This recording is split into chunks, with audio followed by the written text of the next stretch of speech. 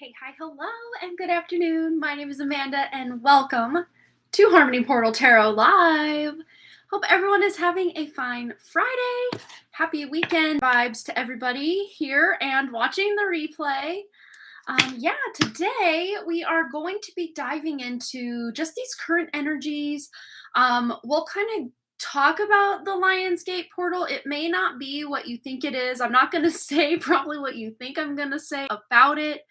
And I don't know that I need to go too in depth, but just for your own, do what you will with what this information is that you want.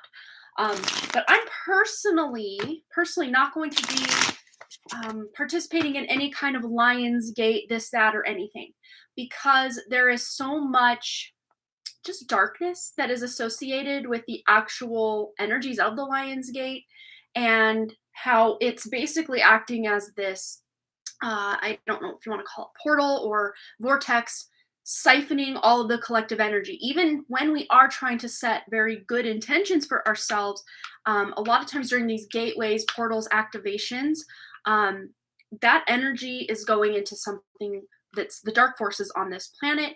If you want to go deeper into this, I don't feel like I need to rehash everything that, say, Laura at Pleiadian Healer has talked about. But let me go. So Pleiadian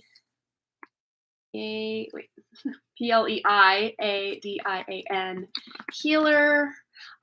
Look up Pleiadian Healer YouTube channel. Laura has no less than like 4 or 5, maybe even 6 videos on like breaking down the actual meanings, energies, who's behind a lot of this stuff. And yeah, I'll just leave it at that. So as far as Lionsgate, you won't have any big Lionsgate message from me this year. I'm going to instead use that energy for my own self, for my own goals, just my own introspection, and leave it at that. Check out her videos. Not sponsored, not in affiliation. She has no idea who I am, but she has very concisely and very systematically and greatly put these messages into her videos about what this actually is. And a lot of times, when we first wake up and then we find the New Age community, we think, oh my goodness, wow, I found my tribe, love and light. Let's all vibe together and meditate together. And it sounds lovely. And it sounds like, yes, it does work.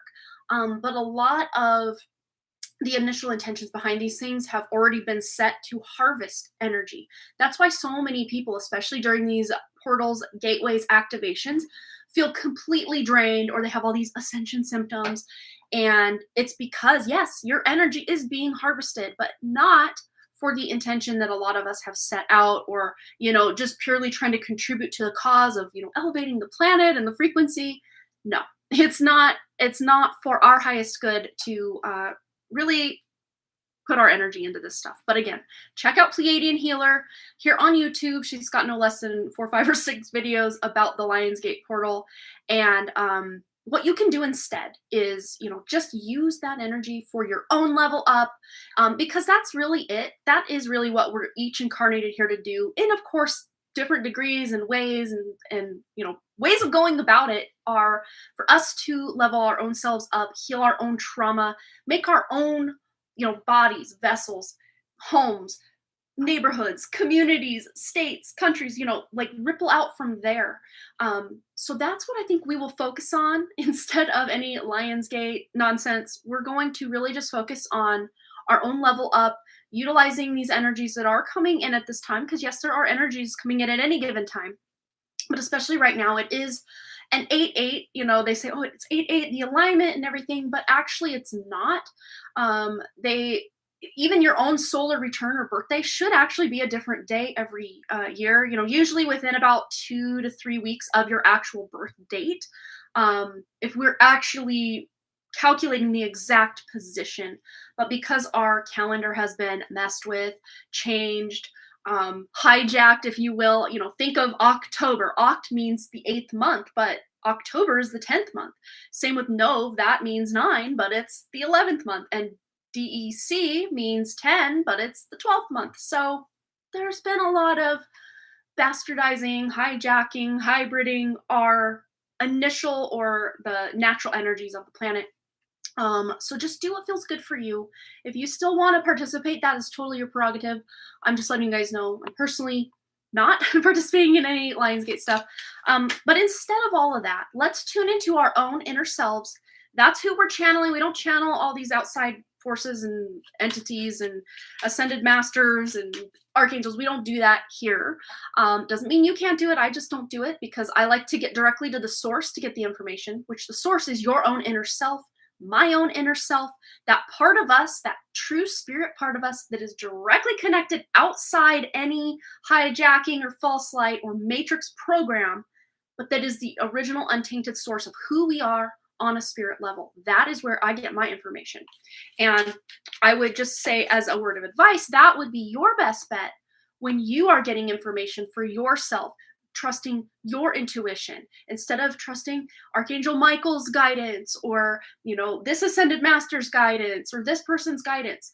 Really tune into your own resonance within first and foremost. That's going to be the most potent and the most powerful for you for your own life. Of course, we still like to check in with other people or get a reading here and there, and that's totally fine. But when we are relying on that above our own inner guidance, that's when we start to have an issue. Or if we're trusting things outside of us that go against our own inner guidance, like I used to do when I would trust Archangel Michael's guidance when it didn't feel good in my gut, but I was like, well, Archangel Michael said, so I got to follow it because he knows better than I do. But no, wrong, no. And when I took my power back and kicked that entity known as Archangel Michael to the curb, my life got significantly better because I was actually tuning into my true essence, my true spirit's guidance for my life, not some entity with their own agenda about my life. Yes, so let's go ahead and get into our free collective reading. For those of you that are looking to get a personal reading today, we are not doing a free one card pull. Sorry. But you can always donate to get your personal question answered. We have 2 different price tiers. The one card read, which, let's be honest, it's usually closer to a 3 to 5 minute read, or if I'm really stretching it, maybe 6 or 7 minute read, or a more full read. There's 2 different price points for those readings. You can check the pinned top of the chat little thing there, or in the description below for the pricing breakdown. And of course, all your donations do help my mom, whose house burned down in July of 2019. She is no longer living in the camper, but she's living in my grandmother's rundown double wide trailer, which is definitely a step above the camper, but is still not an ideal living situation. So I'm still plodding forward, trying to make a dream of having her in her own home a reality eventually, slowly and steadily. It's very Knight of Pentacles energy here. But yes. All right. Yeah, absolutely, Cheyenne. Yeah, I always kind of just do that in my head as I'm reading through your question to tune into your true, original, authentic self, true spirit guidance. And every time it just gives the best information rather than some roundabout way of getting you a message. So yeah, let's go ahead and get our collective message for this time. This reading to me feels like it's going to be active or most potent over the next 2 weeks or so. You might already be feeling whatever it is we're tuning into with the reading already or over the last week or so. So if this doesn't resonate yet, it just might still be yet to pass. If you're like, then you're already feeling this. And, we do have Venus in retrograde right now, which is really kind of putting a spin or like a upside down, inside out and backwards kind of vibe in certain relationships, specifically your romantic relationship, but Venus also does represent females. So it could be just the different female relationships, your sister relationships, your friend relationships, cousin relationships, mother, grandmother relationships, any like female or more feminine relationships. If it's not an actual female, it's the more feminine energy of, say, a father, a brother, a coworker, whoever it is. If they do vibrate more as a masculine on the exterior, it's just more the feminine energies. But also Venus does represent wealth. And when Venus goes retrograde, that is a time a lot of us have to kind of re-examine our budget or see where there's like energy leaks in our abundance or our money. And that doesn't just include just money, but our time, our effort, our attention. If we're spending too much time, effort, and attention on things that aren't really leveling us up or enhancing our life in some way, Venus retrograde is a great time to really assess what's going on in these areas so we can feel like we're thriving and living our best lives, right? So let's find out. Ooh, yeah, Ten of Swords. So there's definitely a cycle closing out. This, sword energy is very mental. So to me, this is like mental programs, mental constructs, belief systems, or I'm even getting like an Eight of Swords vibe of this, of, things where we feel trapped or stifled, held back, victimized, but really we are not. It's more of a just kind of a what's the word? Just like mental program or illusion. Illusion is kind of the word because I saw the moon card in my mind's eye. So this to me does feel like you're overcoming certain illusions about who you thought you were or who you couldn't be. This is more capping you and holding you down is kind of busting wide open for you, and you're gonna start to see potential in especially those feminine relationships because that's what we're talking about with Venus. But yeah, Three of Cups. So those of you that are looking for those more like soul brother, soul sister connections, more heart-centered connections with your friends, your family, your coworkers, whoever it is in your life, your pets maybe even. When Venus goes retrograde, I'm re-examining the way that I relate to my pets because my Venus is actually in my sixth house of pets. So wherever your Venus falls in your chart, say it's in your seventh house, it'll really put a double like magnifying glass on your significant other, because that seventh house is real in relation to the significant other, or really just anybody who's not you as well. If it's in your third house, that could be your younger siblings. If it's in your fourth house, it could be your mother, your home life, things like that. But there's a big level up or just a deeper connection. Possible celebration can come in with the Three of Cups as well. Celebrating a graduation, finishing a project, going to somebody's wedding or engagement party, something really fun and just exciting. So you're just not feeling just blah and boring anymore. There's some excitement coming into your life very soon. Wow, I like glanced at the cards, but didn't like fully fathom what's going on here. We also have Nine of Cups. So there's major wish fulfillment coming in, recognition, reward, always associated with abundance as well. It doesn't always have to be like cash money coming in. It could be, like an attaboy, an accolade from somebody, that just makes you feel really good about yourself. But we also have the 10 of Pentacles. So that is definite for some of you, cash money, a raise, a promotion. Again, recognition for all that you have done or put in, even if it's just in your own mind, you're like, wow, I've actually really come far from where I started, or, at the beginning of this project, now I'm about to complete this project. But there's definitely a completion. It can be bittersweet though, but you have so many beautiful cards to come in and support whatever ending is going on in your life. This is like a mini death card, really. So it's not as severe as, say, the death energy of, yeah, it's dying, it's passing away, and you'll never have that exact thing the exact same way. It can come about again around full circle, but it'll be completely different the next time. So somebody there watching might be ending a relationship. If you're la-di-da, hunky-dory, everything's great in your relationships, this is not your message. If you're already seeing the writing on the wall, this has been a cycle for not just months, but years for some of you. You're ending the relationship. Or if it's not the relationship itself, you're ending toxic cycles within the relationship that are making you feel stifled, stuck, or like you can't speak your piece or speak your truth. You're ending that cycle so that you can have a better connection with this person. Or if you're ending the relationship itself, this opens the door for eventually a new connection to come in and take that one's place. For some of you, this could be past energy of a past connection that has left your life. And now with this Three of Cups energy, over the next 2 weeks, you might be meeting someone or just having a sense of, I deserve this, fun sisterhood, brotherhood kind of energy in my life. And you're preparing to make room for it. And sometimes, like I always say, one of the best ways we can prepare for new energy to come in is to declutter our physical space, mental space, emotional space, all the space. Just declutter what is no longer needed, what's no longer serving our highest good. And a lot of wish fulfillment and like abundance coming in, and something that's going to be a stable and secure thing for our future for a very long time. This to me feels like it's going to extend well beyond these next 2 weeks or so. But someone watching right now is either getting a new job that's way more prestigious, or you're just being elevated in your current job in some way. So exciting. I'm so excited. Yeah, could even be like unknown money coming in, especially with this combination with the Nine of Cups of, recognition, reward for not. It's more Nine of Pentacles. It's recognition and reward for past effort, that hard work paying off from the past. But you can get a sense of that going on with the Nine of Cups. But the Nine of Cups can sometimes be unexpected, but a lot of times it is really playing on your strengths. So the things that you feel are your strengths, that's where you're being recognized and rewarded as well. Super exciting. So let's go to the Lantern Oracle. I love this one. Just to see what else we need to know about this energy, this level up we're going through right now. Ooh, yes, this really resonates with what we were talking about when I was saying I was getting like also an Eight of Swords vibe about our belief system shifting. Well, hello. And the 13 of the Death card energy coming in as well. So a death to false beliefs. My mic drop, mind blown. Yes, this is exactly what we were already talking about. So we're right on time with this card.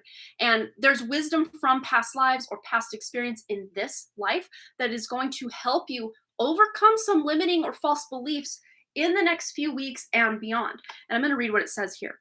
Once the untruths that we believe about ourselves are illuminated, so there's that moon energy, the full moon illuminating it, are illuminated, so are the ways we can release the false limitations they confine us to. Again, very Eight of Swords energy. We're overcoming, though.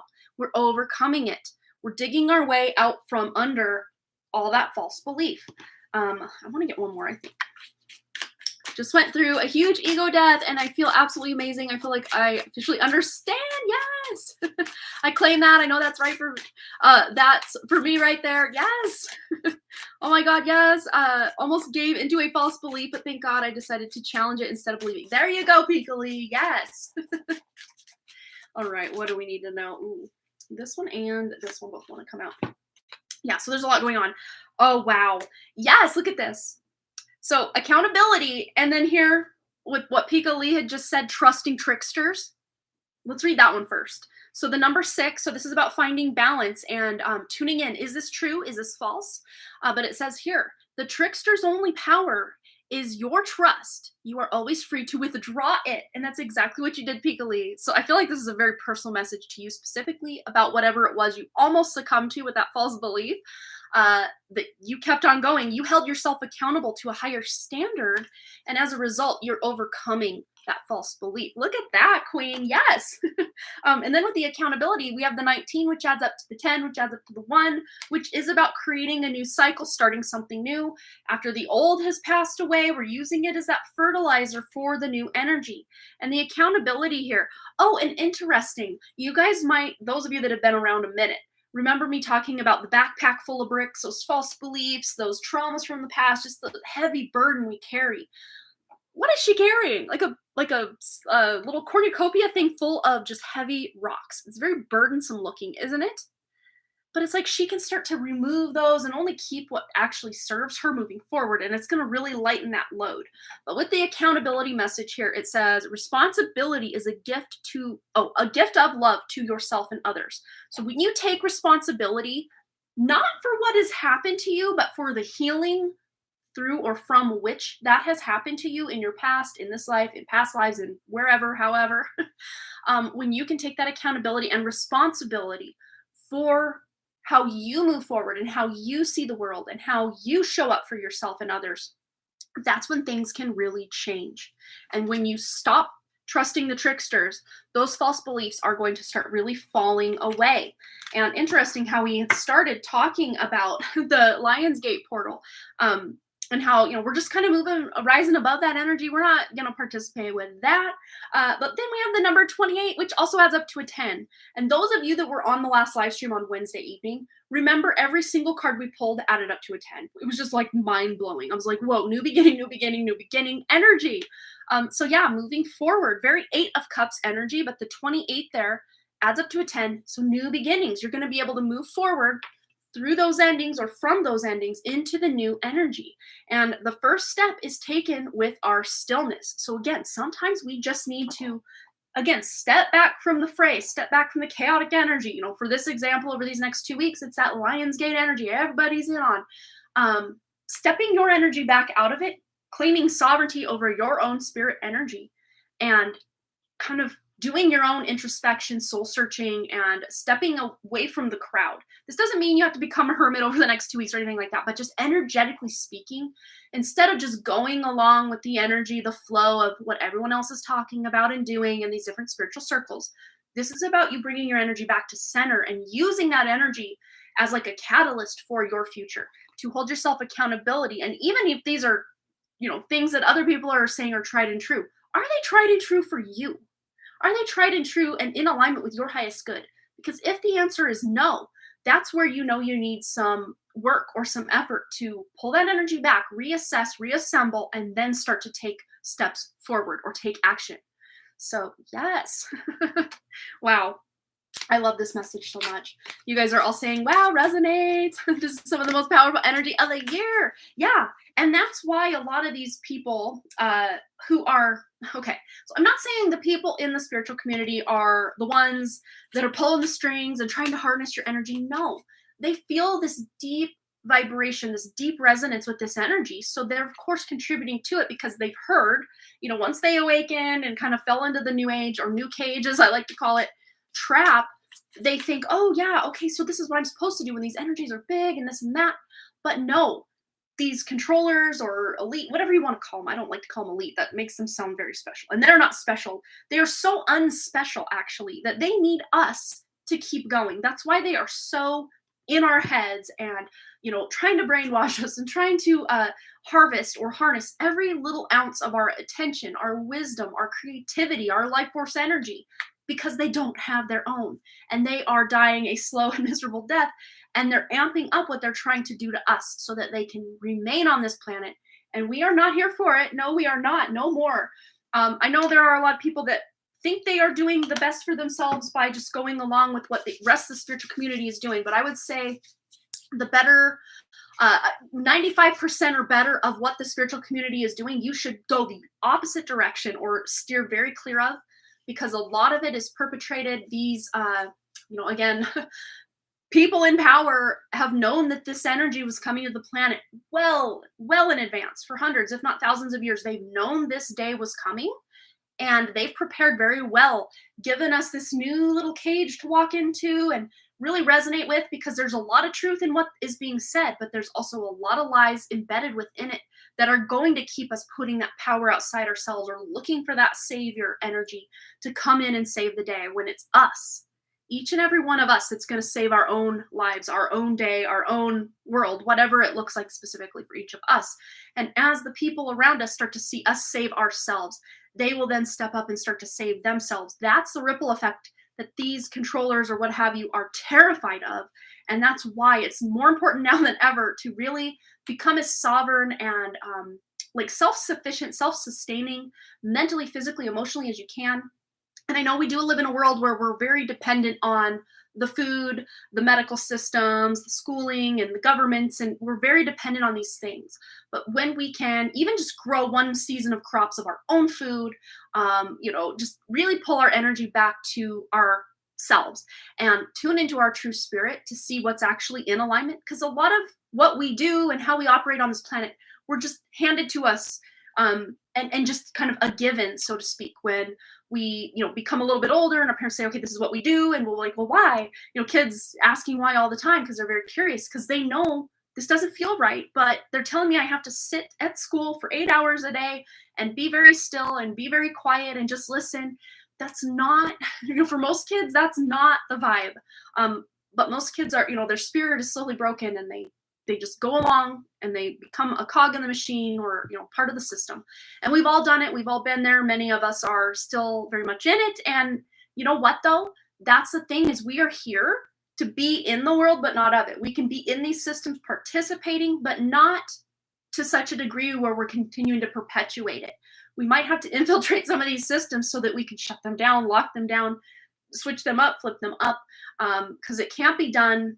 It has to be done basically from the inside out. So don't feel, if you work a 9-to-5 job or a corporate job or you love school, or that you're doing anything wrong. No, because we are meant to come in and do things our own way. And sometimes we have to do them other people's way or the system's way to learn, yeah, this doesn't feel good anymore, or man, I do think this feels good, but I think there's a better way we can move forward with it. So we're all each here to do things individually, our own way.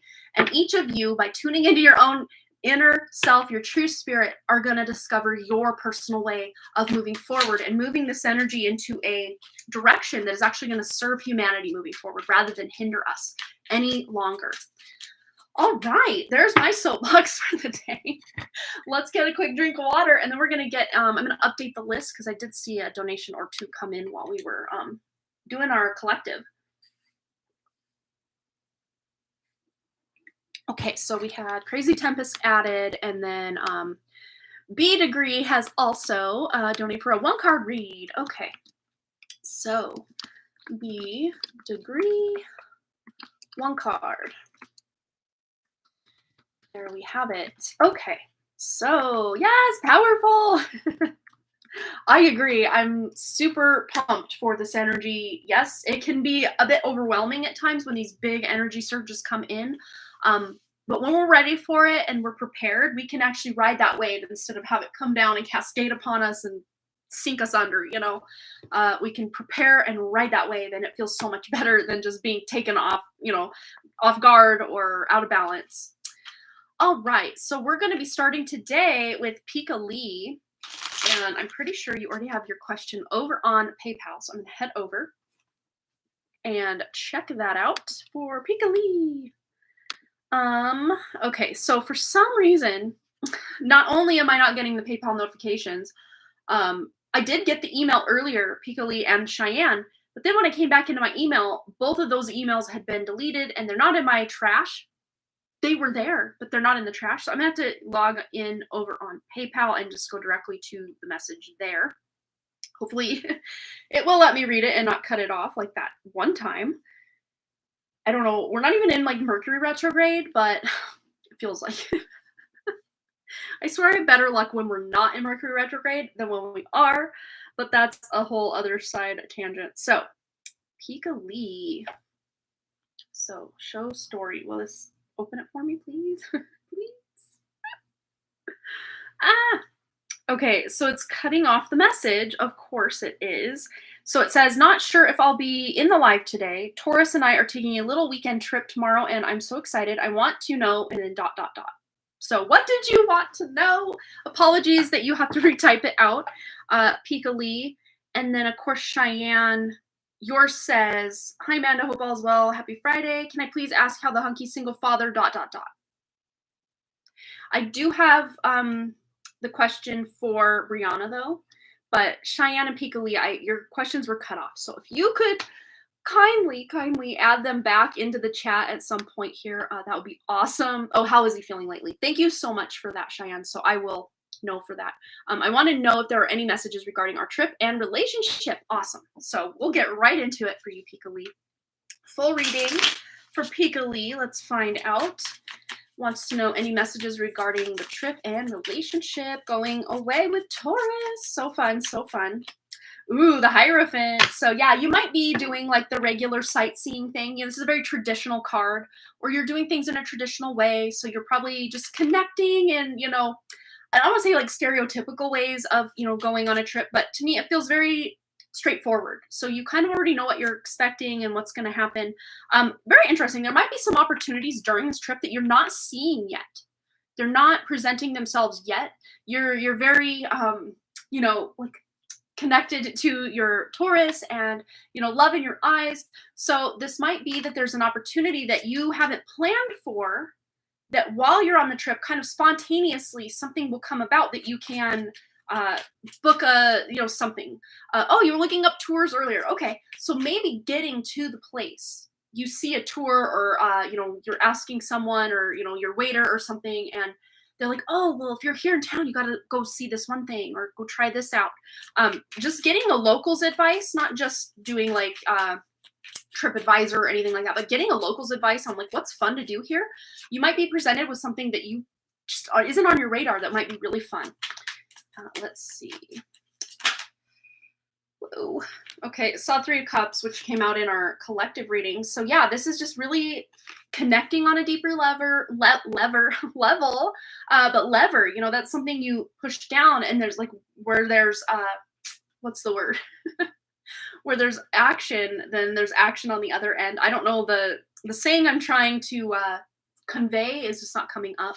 But we also have the Ten of Cups. So the effort, the love, the action that you're putting into this connection on this trip is going to last a very long time. That's kind of what I'm trying to say with that like lever message that tried to pop out. So yeah, all the fun, memories you're making, this is something you're going to be thinking of for years to come.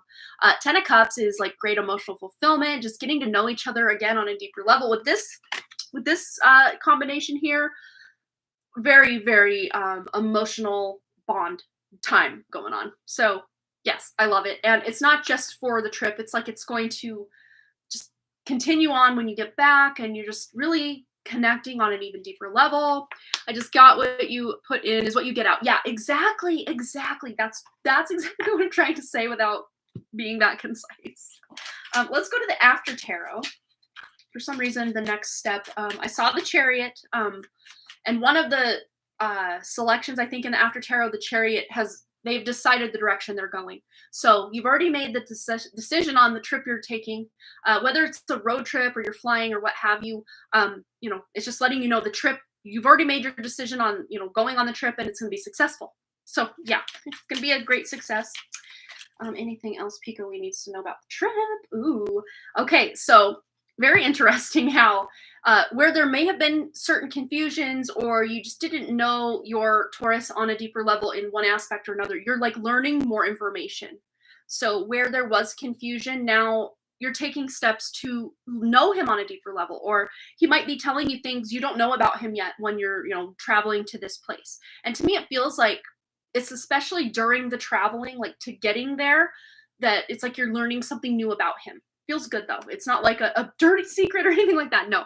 And then we got the Nine of Wands. So whatever, hardships or, delays in the trip, or just kind of boring times or whatever going on, it's like you have someone by your side to have fun with, laugh with. It's almost like you're taking any setbacks or waiting in line, or, your food is late at the restaurant or whatever. You're just taking it all in stride. It doesn't feel like there's any red flags here or any like warnings or anything. Again, it's like you're not having to do anything alone. You've got him right by your side, and you've got the support. So it's like a team effort on this trip. Let's get one of these fun Lantern Oracle messages as well for Pika Lee. Oh my God, so spot on. We recently had a talk because I got confused, and I got to learn more about his perspective. I think that conversation deepened your relationship. Absolutely. Yeah. Especially seeing his perspective on something. Yeah, trusting tricksters, and that, just kind of trying to get that information. Again, remember, this came out almost as your personal message to the collective. So it's like you're finding a balance between what you maybe perceived and what his actual reality is. So that is you, the trickster's only power is your trust. You are always free to withdraw it. So not just assuming something about him, but actually asking. That's the message that's coming through with this, is instead of assuming, oh, I bet he thinks this because of this, just literally asking, so why do you think that? Or, if you could go do this, what would you do? Or, just getting clarity on, again, what his perspective is on something. And that's exactly what this card is conveying as well, where there may have been confusion, or maybe it was like a blind spot in him as a person or what he would think about it. Just instead of assuming or wondering what he would think, just ask him, well, what do you think about this or that, or whatever it is. I feel like I want one more for Pika Lee. Yeah, both of us have some scars from our past relationships, and so do I. Communication has been super helpful for us both. Yeah, absolutely. Yes. And then spirit self, be who you are as you are. So this is not you having to try to put on a show, or him having to put on a show, or, wear a false mask to, again, maybe that's part of that trickster message is, sometimes especially when the conversation does get deep, it's like, should I share this part of myself? Should I hold it back? This is about you just being authentic and being yourself, which I think out of all the relationships you've had in the recent past and even distant past, you feel like you can be yourself around him, unlike a lot of those others where you felt like, not that you were trying to be someone you weren't, but more that you were holding back pieces and parts of you. And with him, it's almost like you feel you don't have to, or if there are certain little parts that you're like, do I say this? Do I share this? You're going to find an opportunity during this trip to share it, and you're going to find that he receives it very well. And it could even have to do literally with your more spiritual gifts, abilities, beliefs, something along those lines. And he's like, wow, yeah, I've always wondered that, or I think that too. I got chills now. So there just might be some spirit help around, and just, kind of making things fun for you. So yeah, totally be your authentic self with him. Yeah, he can do the same with me too. Yeah, I totally can feel that with you guys. Yeah. And then the unknown. So knowing the unknown. So this is about, again, discovering what is unknown right now during your trip. So, I mean, now we're repeating ourselves. That's when I usually know the message has been given and hopefully received, that, yeah, looks like a fun time, good time. And this 10 of Cups is just going to reverberate out for a while. There's some really good energy here. Just saw the Empress upon putting things away. So beautiful. Love it. Hello, Sandy. Welcome, my dear. Good to see you. Yes, I can feel. Yeah, I read that part. Yeah, super excited. Yeah, you're going to have so much fun. Yes. You'll have to come back and let us know how it went. Too cool. All right. So Cheyenne is next, and she wants to know how her hunky single father future guy is feeling right now, what he's got going on. One card read for Cheyenne. Absolutely. I'll keep y'all posted. Yay! Exciting.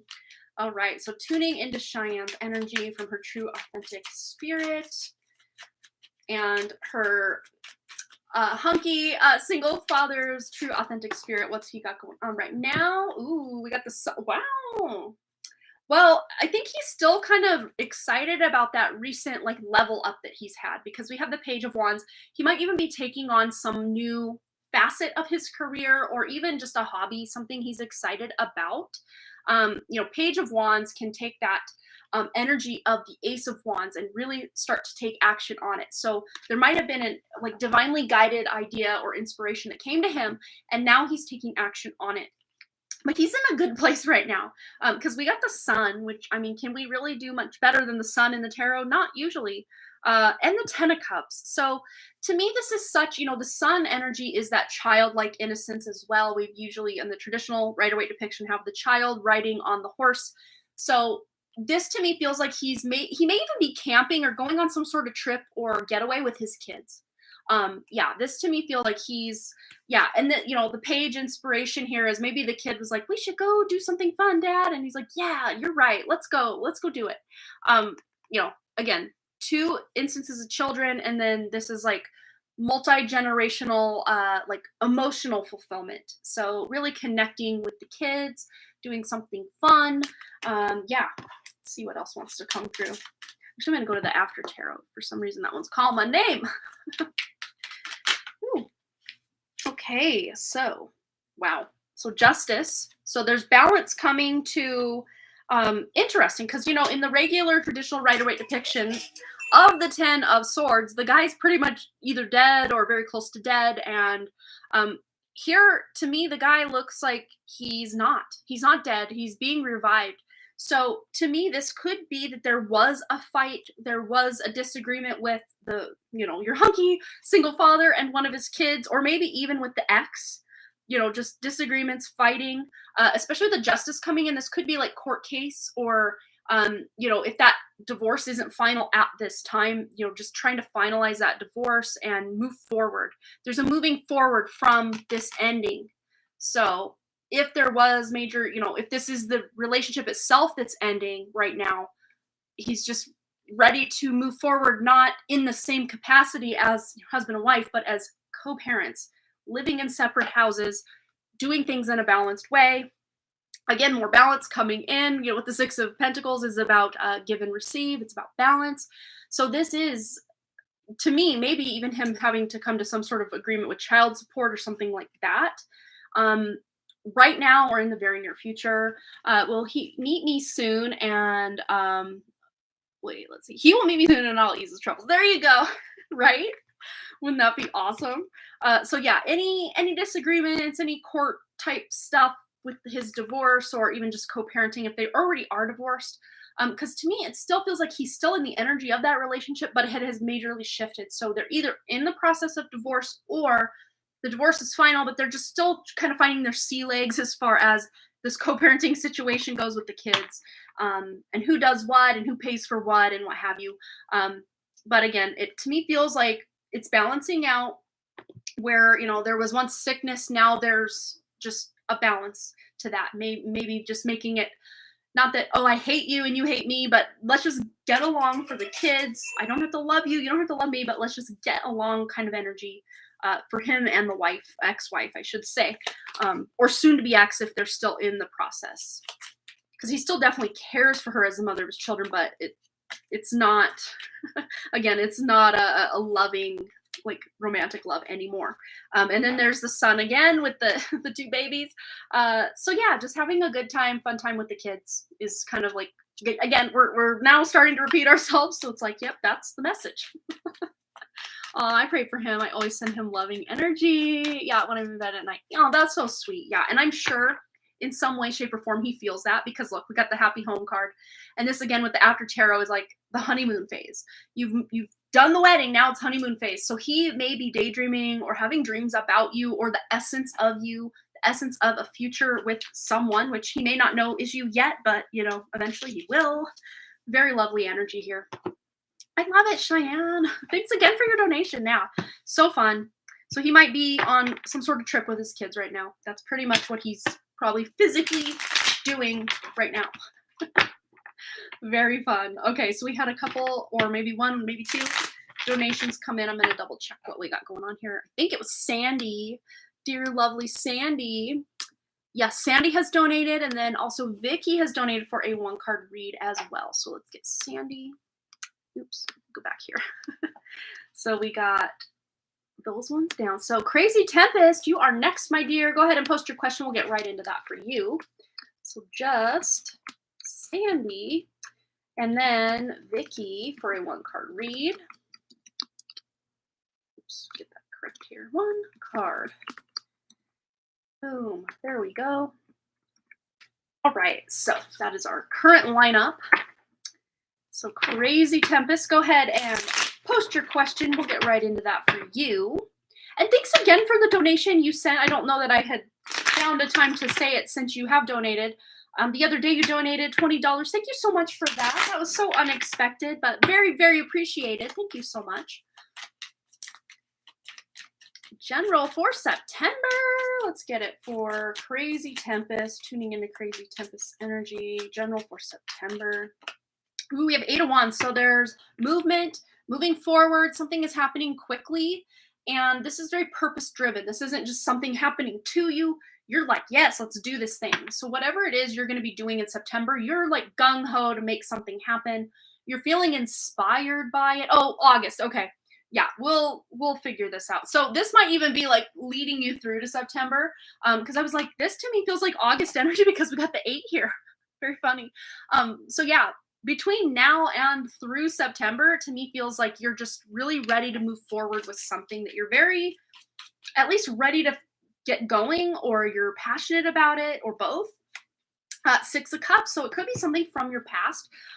Because there's forward movement here and then the past, you might be literally moving on from something from the past, or something from your past is moving back into your present moment during August.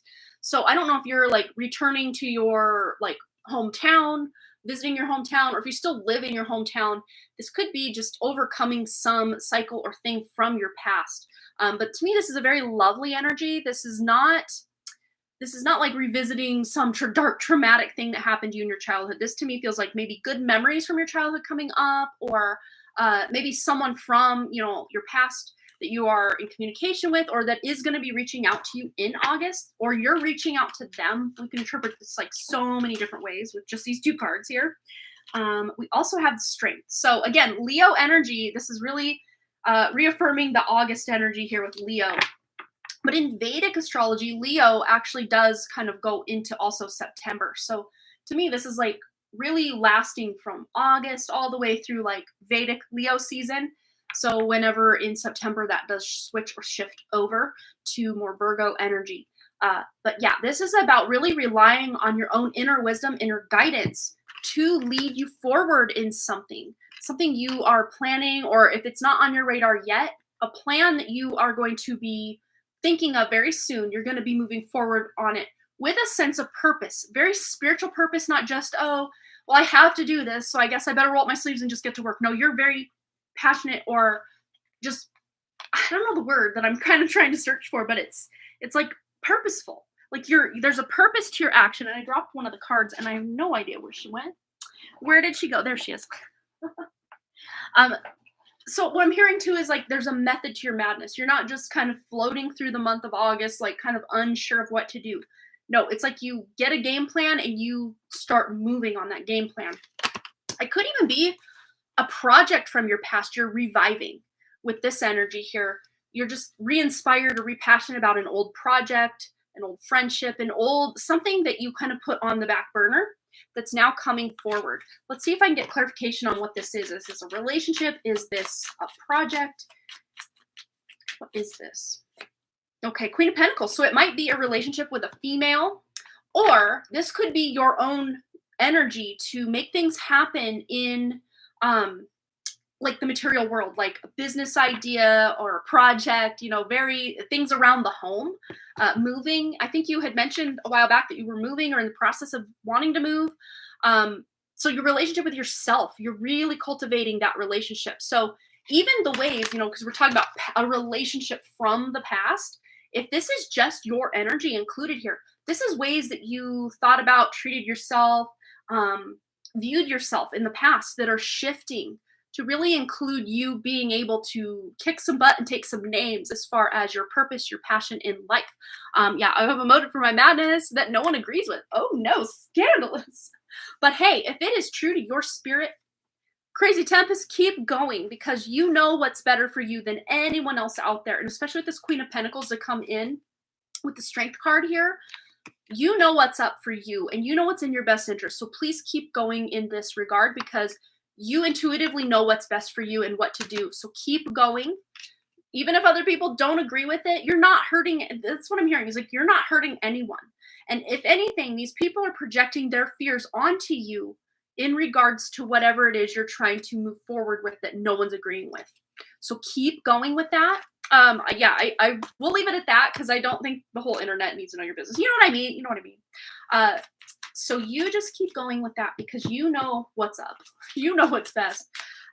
Yeah, you're going to be hurting yourself more if you don't try to do it. Yes, absolutely. That's the vibe I'm getting with this combination of cards here. Yeah, radical self-love. And that, I mean, come on now. Yes, yes. And then number 41. So you're making changes to the way you view yourself, see yourself, show up for yourself. And in like effect, that will change the way you show up for others, because you're showing up as a more embodied and authentic version of you that at first might scare people because they're not used to it, but eventually they will come around. So you're not going to lose friends or family because of it. You're going to actually gain respect as a result of you following through on what you know is best for you. No, they don't. I am good on them not knowing. Yeah. And they don't have to know. They don't have to know anything. And you don't have to share anything that you do not want to share, especially because they'll put their 2 cents in. They'll try to change your mind. And you just don't need that energy in your life right now. It's all about you, and not in a selfish way. This is a self-love kind of way. And I'm going to read this. It says, we can only receive love to the extent that we unconditionally love and live the truth of ourselves. And, especially people who are mothers or have really close people to them that they love them so much. There's like, you can only love people as much as you love yourself. I get it, but there is this like unconditional loving thread that runs through all of us that comes from our spirit that we can never deny. We can definitely push it down and, bury it and whatnot, but it will come out, especially when we're near animals or children or the things that really light us up or bring us joy in life. That will come out. But the more you learn to love yourself, the more that will come out for those that deserve it specifically. But especially for you to be able to love and trust your own guidance. love yourself through any shifts, changes, metamorphosis you're going through in your life, because you're going to come out really proud of yourself. And whatever it is you're going through the month of October October, huh? August, going through September, maybe even as far out as October. Maybe this is a 3-month reading for you, Crazy Tempest. But whatever it is you're setting out to do and actually taking action on and accomplishing here, you're going to be so proud of yourself. And let me just say right now, I'm proud of you, because I see how hard it's been for you to just do it. You know what I mean? And now you're kind of at that point, like you said, it's going to hurt me more not to do it than to just do it, or to try to see what I do. Yeah, try it, because you're going to very pleasantly surprise yourself with the outcome that you're going to gain from trying, stepping out of the comfort zone and making things happen for yourself. So keep going on that, Crazy Tempest, because you've got some good stuff coming in as a result. But let's get another message, one more message for Crazy Tempest. Anything for August or beyond, it sounds like. Ooh, yes, you're on fire. I mean, literally the Leo fire energy here. Literally what we started with that Wands energy of forward momentum, very quick moving energy, just getting out there, making it happen for yourself. So you're literally on fire. We have the number 44 here as well. So yeah, the number 44 might be relevant to your cause, or, you know, the 44 is just about support, stability, creating that solid foundation for yourself, especially with that beautiful earth energy from which to build upon. And then you got a lot of passion to carry you through. And very interesting, this almost kind of looks like that phoenix on your your profile picture. Very similar vibe here. I love it. Yes, I have a feeling it will be worth more after a few steps back, just to go for yep. And sometimes we do that, and a lot of times we'll beat ourselves up like, oh, I'm worse off than I was 2 weeks ago or a month ago. But no, sometimes we need that step back, because, you know, think of it like well, I already put him away, but that bow, and, you know, with the arrows, you got to pull the bow back. If you just put the bow right where it's at with the arrow's just going to drop to the ground. Sometimes you got to step back to be able to, and then it just flies forward. So it's almost like you're stepping back to take that quantum leap forward. That's what you're doing. So don't feel you're going to be behind, or, you know, arrive late. No, you're arriving right on time. Right, I do that too. But it's part of the process. Yep.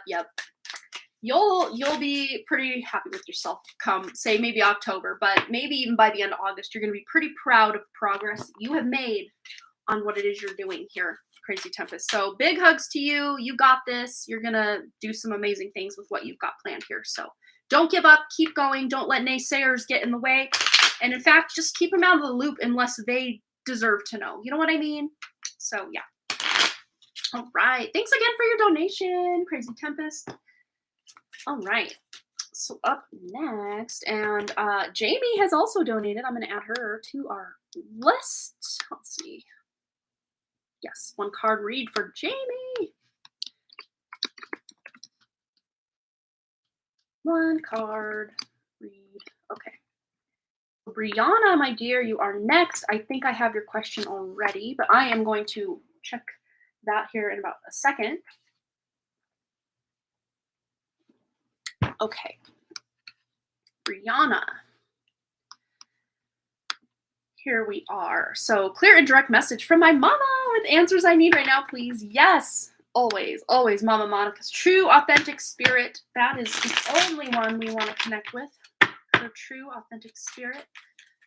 Clear and concise message for her wonderful daughter right now. Ooh.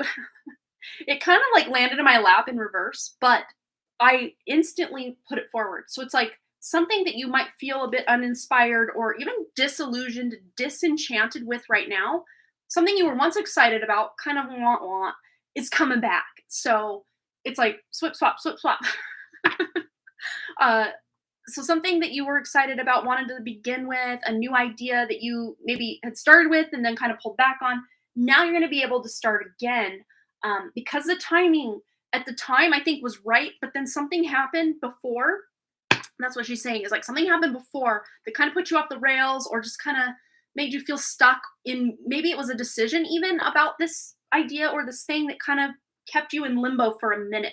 But very soon you're going to get the clarity you need to turn that frown upside down and be able to then actually make a clear choice or decision on it and take it from there. Yeah. We have the sun, again, with the children card. You are literally her child. So this is just a clear indication that she's watching out for you. The sun is also father energy. So we got father, mother energy. So it's almost like that divine masculine, divine feminine energy within you is really shining to help bring this idea to reality, to fruition. So any ideas, any even just decisions that you've been needing to make or wanting to make, just kind of struggle bus that you've been feeling is, the sun is coming out. Because I'm hearing that song from Annie, the sun will come out tomorrow. Well, tomorrow has arrived, so the sun is coming out very soon for you, Brianna, if not already starting to feel the beautiful warmth of the sun on your face, more figuratively than literally in this example here. You're going to start to feel the sun coming out on this idea or this choice you're making here to be able to finally move forward in life with something that has felt almost elusive, or you felt maybe kind of blah about it, or, well, who am I to do this? Or, kind of just disenchanted about ideas or just decisions you have to make to move forward, or even just the amount of work that might go into this could sometimes disenchant us a bit. But you're refinding your mojo with whatever this is. Yes, like I was saying, renewal. And we got the number 27 there. So I think that number might be relevant. I always forget if the number 27 is April 27th or April 29th. I want to say, though, it's the 29th that was when your mother did pass away. But the 27, that 2 plus 7 equals 9. That is about purpose. It's about closing out old cycles, being able to get ready for that renewal or that brand new beginning for you. So we do have here, regeneration begins with decay. So again, maybe something you were excited about this, and then something else, just maybe even unrelated to this, came along and was like, no, you're going to focus on this for a while. And you're just like, no. But it feels like certain things are lining up, or I'm seeing like green light, and then a couple blocks down green light, and then a couple blocks down another green light. So like the timing is right and ripe for you to now move forward on something that's been close to your heart, but it's felt almost like a ghost town or very desolate energy. Now there's a renewal. It's like coming out of that winter season, ready for the spring. Everything's growing and blooming and blossoming and just looking much brighter because the sun is now out on this idea, this choice you're making, ready to move forward. All right, so you're ready to move forward. You're regenerating. All right, so I hope that message resonated with you, Brianna. Yeah, she's, well, Monica's like, and that color, she loves that color. Yes, she does. Oh, so funny. Oh, you messaged me on Instagram, but don't believe I use it much. Yeah, I need to get back on that Instagram train. I need to actually get back on the YouTube train as far as the Done Creative and or Harmony Pearl Tarot, one or the other. Pretty much all summer, I've just been active here, literally on this one channel. I've been uploading maybe once, sometimes twice a week on the Done Creative, but those are kind of repeats from Harmony Pearl Tarot. Because I'm thinking Harmony Pearl Tarot, it got so heavily shadow banned that I'm probably just going back to the Done Creative. I'm still kind of myself undecided on what I need to do there.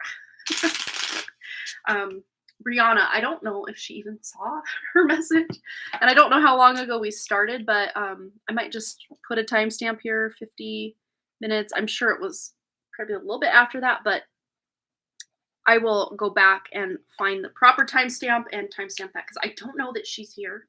Or if she is here, she might just be kind of sidetracked or something.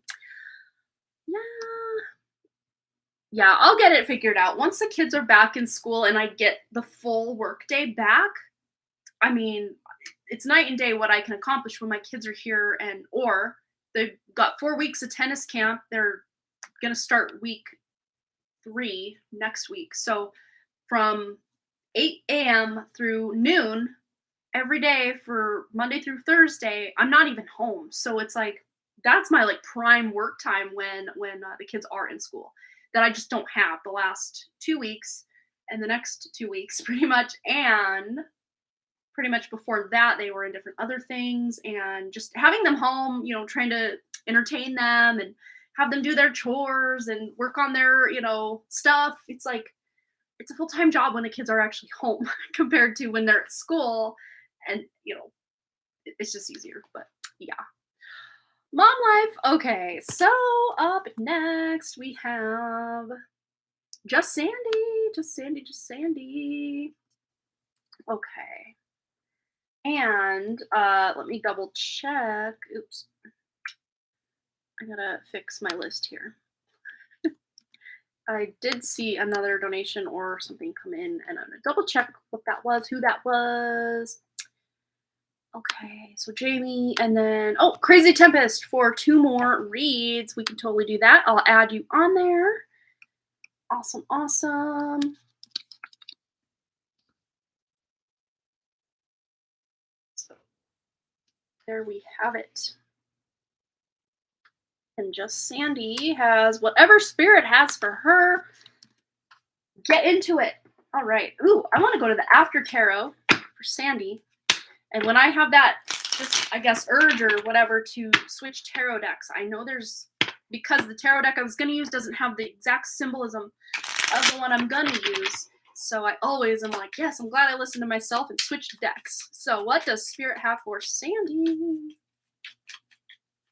Does Sandy need to know? Ooh, very interesting. So we have very childlike energy with the, childhood card itself, and then the Page of Swords. Pages are people younger than us or even younger versions of ourselves. So there might be news coming to you from someone from your childhood or someone you've known for a very long time, just from a younger version of you, or someone who is younger than you is literally reaching out to you to communicate, or you're thinking of them, so then you can reach out to communicate to them. There's a lot of ways we can interpret that. So I'm going to get some other cards in the mix just to see what's going on here. Could even be friends that feel like family. That's the vibe I'm getting. And then Queen of Swords. This is like your energy of speaking it like it is, especially if there was some, I don't know if disagreement is the right word, but just, butting of heads or just not seeing eye to eye with someone. You're speaking your truth and, getting your message across. It could even just be like, with this combination, could even just be with like a frustration with like things that are currently going on or that have been kind of transpiring, or even just like a blah feeling about life in general and feeling like life is happening more to you rather than for you. But to me, this feels like you're coming out of that energy. And you might even feel like every once in a while you get into this kind of depression kind of rut thing. That's what this feels like. And sometimes even just when these thoughts are playing in your head, or memories from the past that aren't great memories pop up, just you saying I rebuke you, or what are you trying to show me, let me heal from this, can benefit you greatly. So literally speaking into being what you're wanting to manifest or experience or have knowledge of. I'm also getting a message to Sandy of something that you once studied or knew a lot about, but maybe you lapsed on, or your skills or your knowledge about it could be brushed up on. There might be something you're just kind of revisiting, a hobby from the past. Even to me, this feels like a way you can make money, or at the very least feel emotional contentment or fulfillment from whatever this hobby or this situation is. Could even be a relationship in your life, someone you maybe lost track of and you just kind of want to brush up on. How have you been, old friend? Reaching out to someone maybe you haven't seen in a while, or they're reaching out to you. Again, kind of that message coming full circle. Now I want to switch to a different tarot deck. What else does Sandy need to know? Apparently she needs to know 3 more things. Okay. Interesting how yeah, my son was sitting here, so half these cards are in reverse, but I think that's okay because the message that needs to come through is coming through now. So where you maybe once worked with someone, we have it in reverse. So this is working on yourself, or again, kind of brushing up on a skill rather than collaborating or working with someone. You're kind of taking time right now to really rebuild or repair your own connection to your own spirit, your own self. But that doesn't mean that you can't still collaborate with others if there's some sort of collaborative event or thing that you're wanting to do. There just might be a little bit of internal work or shifting of even like your physical like workspace that you want to do before you commit to something new, a new project of some sort. Could even be like a commission. Someone's commissioning you to build something, but you maybe don't have all the supplies for it, or you just want to kind of clean up the area before you start on something new, kind of that vibe. with the Wheel of Fortune, again, coming out in reverse for, because my son was messing with the deck.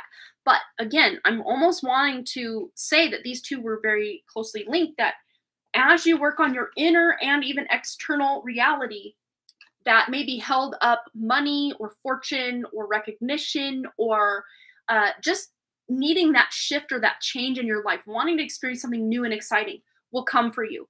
And a lot of times when the Wheel of Fortune with this combination is like, of course, it came out in reverse. So once that wrong within, not that there's anything wrong with you, but like perceived wrongs within you are righted, you will have time to spend with your friends and get out more. This is seeing like you being able to go somewhere, travel somewhere, quite possibly as well. And then we had the Judgment card come up, but in upright. So it's like rising to the occasion, rising above the old energy, really communicating what you want to be experiencing in your day-to-day reality, and then making that, make that wish, then make it happen. It's your catchphrase, Sandy. So if there are kind of stagnancies, redundancies, just things around the home, your workspace setup, your online community, your personal relationships that just kind of feel a little off or could use a little bit of housekeeping, doing that little bit of housekeeping, doing that little bit of communication, checking in with certain people or announcing certain things could just be the energy to make those, to really get you excited about taking action in a new direction, or again, maybe even picking up an old hobby or something or connection or hobby or whatever it is from the past to kind of make it new again, brush up on it, and make it part of your current present day repertoire or just something you're excited to focus on now. All right, what else does Sandy need to know? Let me go to this deck. Anything else Sandy needs to know right now? All right. Ooh, the 10-90 ratio. So to me, this feels like 10%, like that, they said the 80-20 rule. So it's like 10% of your effort could actually bring in 90% of your abundance. Oh, you're moving the shop to another room. Oh, that makes so much sense. And I have a feeling when you're done with that, the energy will have shifted to where it's now opening new opportunities, new timelines for you to, bring in more abundance, feel more connected to your community, whatever that looks like for you, and really feel even more in connection with your spirit, Sandy. But it to me feels like 10% of that effort is going to gain 90% of that abundance or reward. And then the other things you're doing might bring in a little bit of, happiness, abundance, whatever it looks like for you. I'm going to get to this deck now as well. What else do we need to know? Wow, yeah, circles. This is really, clarity begins in the eye of the storm. But, we have this like circle of friends, circle of family, friends that feel like family, community members that are like celebrating something and, revering you, looking up to as like some sort of mentor in some regard. And I know I've touched on this before, but if you had ever planned on teaching people or taking on some sort of apprentice, you would be really great in that role of teacher, mentor, someone who's teaching someone the tools of the trade or, what it is you do. Not that anyone could do it exactly as you do it, but, you would have a knack with being able to teach people or to pass that knowledge and wisdom on to people so that they could make it their own. And of course, you could charge for that. You don't just have to give that away for free. So that's always an option for you to create some sort of course or tutorial. Maybe you're even doing tutorials online and or maybe making some sort of Patreon or different platform where you can offer different things than you offer, say, on YouTube or in other.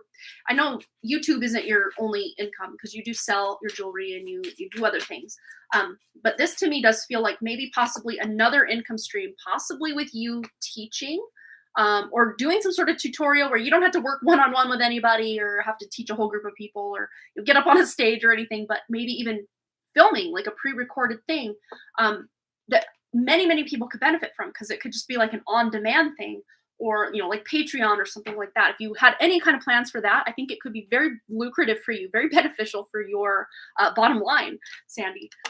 So the effort you put in would be not near as much as what you're getting back as a result of that effort and work you put in. That's really what I see with that. So cool message with that one. So yeah, you'll have to let us know what that is if that's going to happen. You'll have to let us know. So exciting. But yeah, just sometimes moving a shop to another room or rearranging furniture. Sometimes that's all we need energetically to really allow that energy to flow into us in a different way so that we can feel more invigorated with life and bring in more abundance or just more prosperity for ourselves in ways that, maybe were hidden to us or just not coming to us because the energy just wasn't quite right. But I think that effort you're putting into being able to move that shop to another room is going to pay off for you in a really big way. And it may not even be related exactly to what you're doing, but just sometimes just us making a major life-changing decision to shift the energy from one area of a house to another, or even like me personally, the energy is different if I'm facing this way giving a reading, this way giving a reading, this way, you know what I mean? The energy just shifts. Even if you just move one side of the room to the other and then swap it, you can completely shift the energy. Able to be casting and do casting in a new room. There you go. So that does already open new doors, new avenues for you that you do know of, but I have a feeling there's going to be unknown avenues opening for you that you don't know of yet. But they will become known to you as time goes on, and you're going to be very, very happy with those. So keep us posted. I'm so curious as to what everybody's got going on. So fun to know what's happening. What's the haps? What's going on? Awesome. You're so welcome, Sandy. Thanks again for your lovely donation, my dear Sandy. Much love to you. All right, Vicky, my dear Vicky is next. So I'm pretty sure she left her question in a PayPal comment, and I might timestamp this if she's wanting me to. If she's not here, let's see. Hope you're well. I am. Thank you so much. Can I please ask my true authentic spirit guides for some additional messages on the moving out situation with myself and Cheyenne? We often call on our angels and guides as part of a ritual routine that we do, but we're still unsure of how to go about this. Thank you as always. Yeah, and one of the best things I would say is to just connect to anything that is true and natural to your authentic and original spirit. That will alleviate a lot of the false entities trying to pretend to be this or that, and it'll do you a lot more good than having to just hope on a whim and a prayer that these entities are actually for your benefit. But I think we were at like 1, 10, 50. I might have to check that timestamp for Vicky. Downey. Okay. But, yes. Oh, we have an ad coming in 16 seconds, but if she's not here, we'll just roll with it. Okay. Let's see. Yeah, so let's get some information on the move out situation for Vicky and Cheyenne to be able to move out and live their best life. Yes. Okay. Go back to that view. Okay. Vicky and Cheyenne moving out situation. What do they need to know?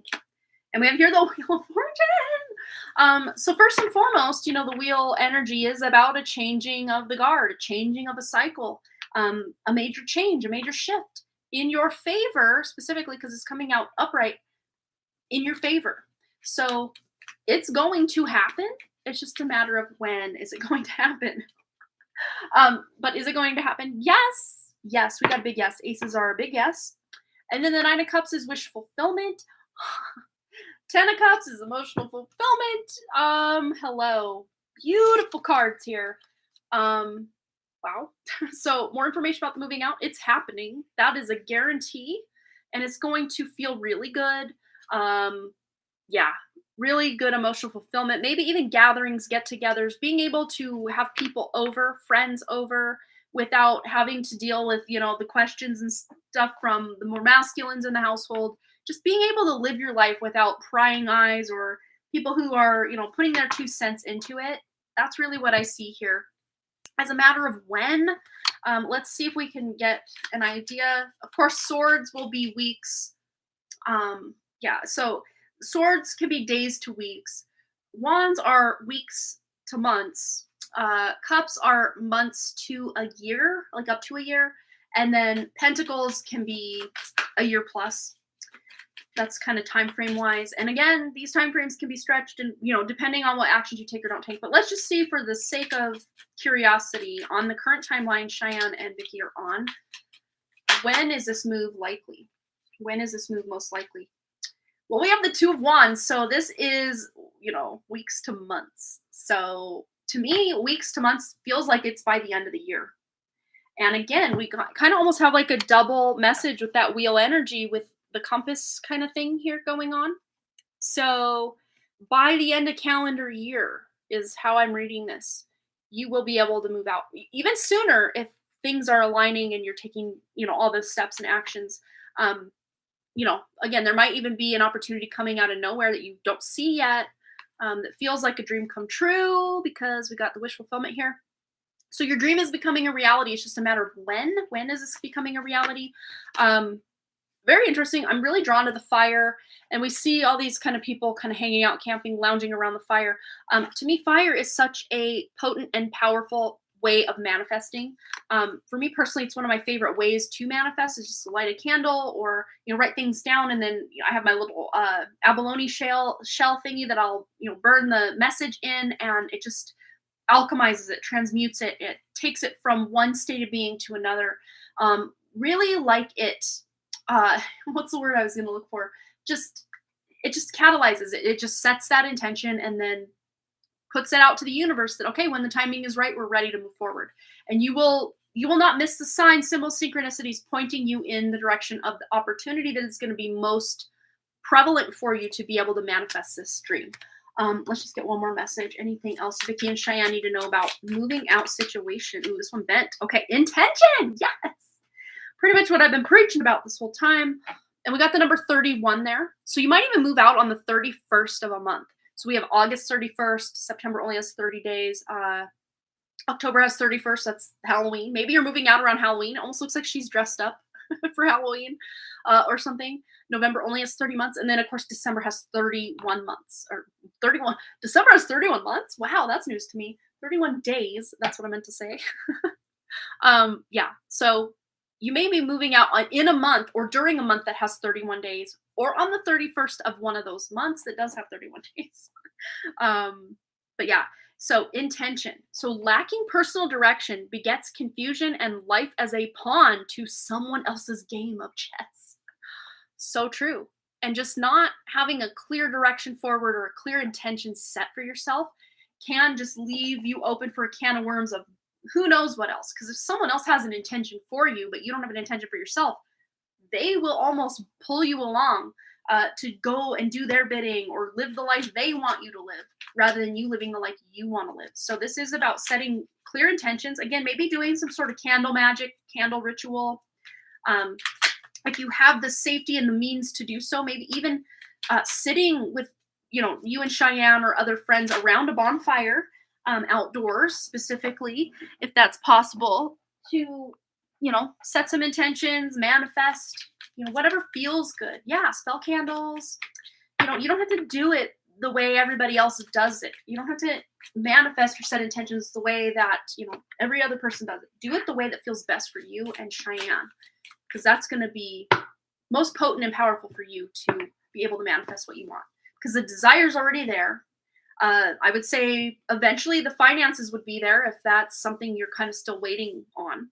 But then eventually that opportunity, that place that you're going to move into will become available. And then, what's staring at me? The star on the back of the deck is just staring at me. So your wish is definitely coming true because you had also the lower octave of the star, which was the 9 of Cups. So just saying, it's happening.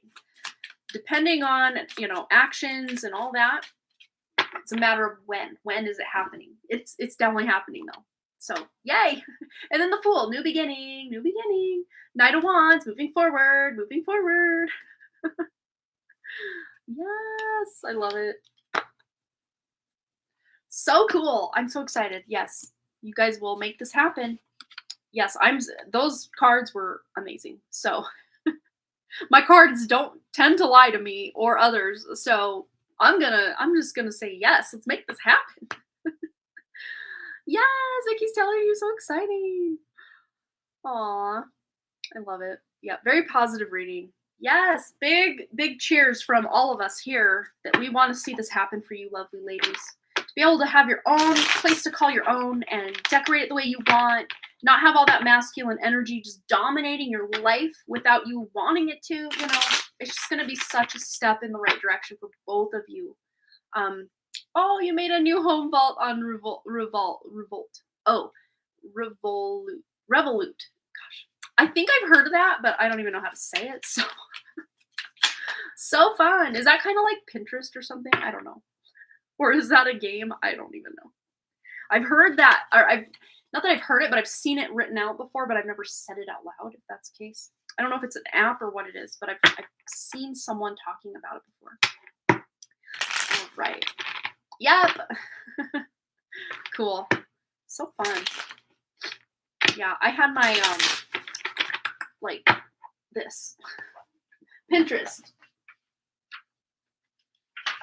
Here it is. My vision board for this office, and I've purchased my new keyboard. Yay. It's not here yet, but I've purchased it, and I got this and this, but it's slightly different. It doesn't have the cloud to put the mouse on. It's just the like wrist thingy. So I did get that. I didn't paint my flower pots yet or anything. And I have a lot of cleaning to do in here still to make it look aesthetically pleasing. Because this is not working for me anymore. Not at all. We're getting there though. Very slowly and steadily, but yes. Yeah, but when you have something like this, and you, especially if you look at it all the time, like I would say I'm forced to. I'm not forced to, but I like to. I kind of reconfigured it to make it for my background here on my phone. So every time I open my phone, I look at it. And I've always, for years and years in my life, I've always wanted to make a vision board. And I have technically made vision boards, but they've just been like on Pinterest. But it's almost like the physical act of putting it into Photoshop and then physically printing it out on a physical piece of paper almost made it more real for me. And I'm actually trying to, much more than I would in the past, just having it kind of out of sight, out of mind on an app on my phone.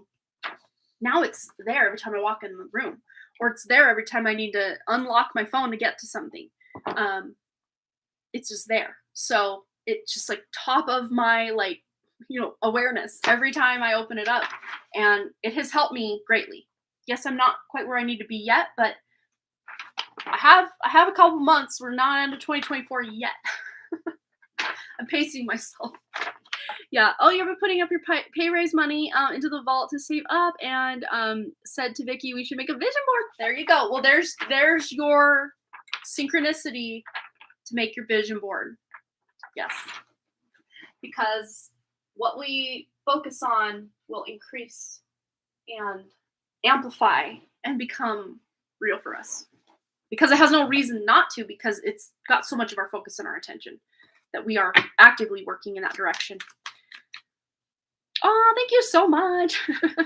I love making things. As you can see, my candles here, they all smell kind of weird because I took the remnants of old candles that I had that weren't like full of like the little bits of the edges of the, when you burn the candles and the little black pieces from the burn like fall into it. I just threw those ones away that were like that. But the ones that were pretty clean wax, but the wicks were just burned out. I just put all those candles kind of in my stock pot to boil, not like on the bottom, but like in a thing then in there. So it melted them, and then I could color the wax. And of course, they were already scented, so I didn't have to use my essential oils. But yeah. But it's fun. Sometimes even just doing something creative that has nothing to do with your major dreams and goals, it's just therapeutic. And I don't know, it's a creative outlet. I have lots of different creative outlets that I just don't. I tell myself all the time, oh, I don't have time for that. I don't have time. I don't have time. But I do have time if I make the time. I could watch one less Netflix show a week and have the time. Or I could, go to bed a little bit later and have the time. Or, whatever it is. We can always find the time. Even if we work really crazy hours, we can find the time. If it's important enough, we will find the time. So that's a hint for, those friends out there, the people in your life. They say, oh, I would hang out, but I'm too busy. Maybe for that season of life they are. Maybe they really are, because they're focused, very hyper-focused on something. But if they never come back around and say, or if it's always, I'm busy, what we make time for, we can make time for. You know what I mean? So that might tell you certain friendships, certain relationships just aren't for you anymore if they never make the time for you. So it's almost like certain people will tell on themselves if they can't make the time for you, you just may not be as important to them as they are to you, and that's okay. But it's sad sometimes. But then there are those friendships that, you both get busy, you both go on with life, and then you come back together and you vibe and you hang out, and then life gets busy and then you come back together. So, yeah. All right. So up next, we have Jamie Wilson, and then Crazy Tempest has 2 questions as well. Update our lovely list here.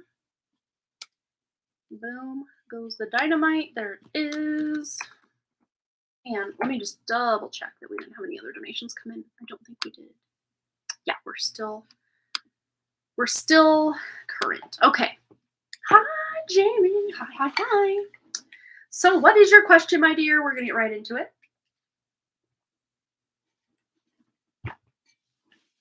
Okay. And I reached for the after tarot, so I think that's the direction we're going for your reading.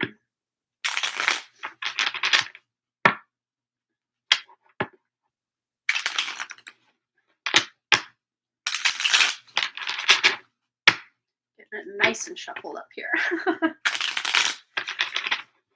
Anyone have any fun weekend plans? Yes, your turn, Jamie. Sorry, I may not have made that very clear. Yeah, go ahead and post your question, Jamie. We'll get right into it for you. Totally.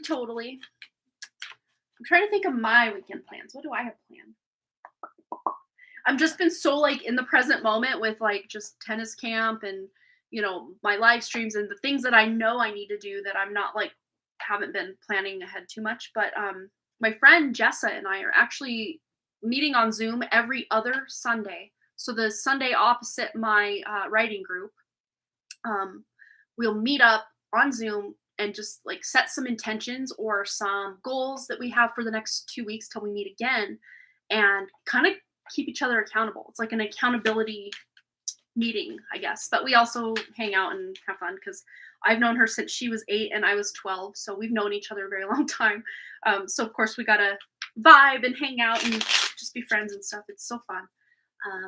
But yeah, it's been really helping me. I took 10 bags, white kitchen trash bags of donations to the donation place over 2 days worth of time because they wouldn't all fit in my car at once.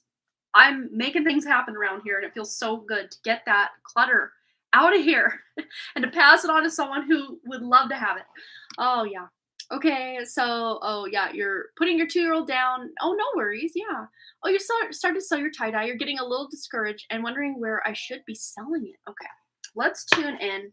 Let's find out for wonderful Jamie selling her tie-dye where she should be selling it. Okay, so we have the world. So online, the world card does indicate all around the world. So international, if you want to do the whole international shipping thing, but at the very least, put it online so more eyes can be on it. That doesn't mean you can't still do local farmers markets and fairs and craft shows and bazaars and all that, especially coming into the more Christmas and holiday season. Doing a lot of local things can be really fun. Yeah. So there might be an opportunity. Look, it's almost interesting because I saw this beetle thing here, almost like a seed that has sprouted. From here, doesn't it look like a seed is kind of cracked open and you can kind of see what's going on in there before even planting it? If you germinate the seed, you put it on a paper towel of water. So there's an opportunity that you may have thought of, but you haven't really put all your eggs in that basket yet that you can really expand upon. And beetles, technically, spiritually meaning, they're very good luck. And I think there's an element, if I'm not mistaken, you can look up the meaning of a beetle, and if anyone knows what kind of beetle, because there's thousands and if not hundreds of thousands of species of beetle on the planet. So who knows exactly what this is? And specifically, I'm hearing scarab beetle, which I know that is not a scarab beetle. But to me, they also represent longevity, or they're got that harder exterior, but they're softer on the inside, kind of vibe. I don't know what that especially means for this reading, but longevity. There might be something that you're kind of putting that effort, time, and money, attention, effort into that over time will start to really pay back in bringing in clients or customers or what have you. But again, going the online route is probably going to be your best bet for making more sales, because again, you expand your Facebook friends or your local area into something way more people. So you could do something like Etsy, or oh gosh, there's other like online like handcraft selling places besides Etsy, but off the top of my head I can't think of one of them. But maybe even doing some research in where can I sell my handicrafts online. I'm sure you'll get a plethora of places opening up.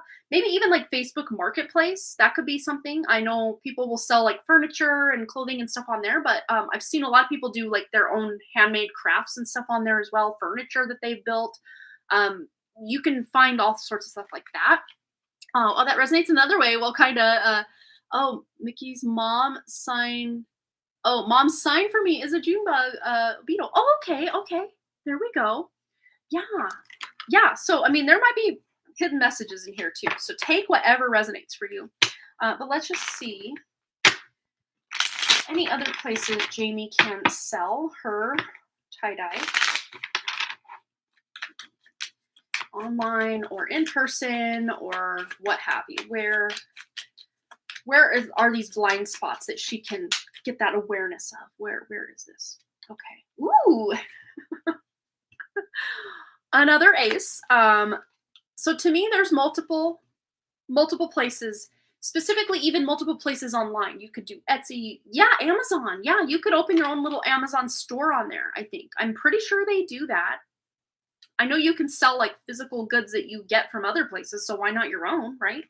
I'd say like eBay, but that's more, and Mercari and all those, but that's more like, I don't know if you'd want to sell your handmade things on there. I mean, you could try it out. I mean, who knows? Again, it could be something that just doesn't seem like, it's like you'd think you'd have to bury that seed before it starts sprouting, but it's just an opportunity that you just wouldn't have thought of. Like that's the vibe I'm getting with this combination.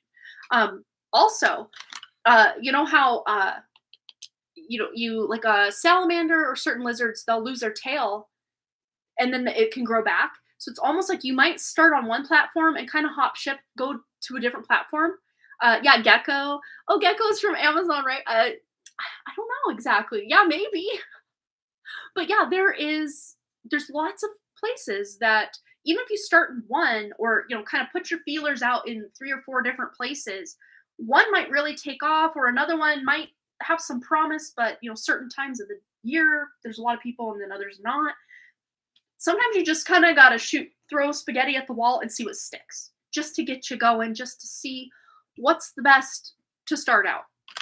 And that's kind of the vibe I'm getting with this, is just put it in a couple different places. Just almost treat it as like a fun experiment. Like you're setting a hypothesis and just seeing what's proven from this hypothesis.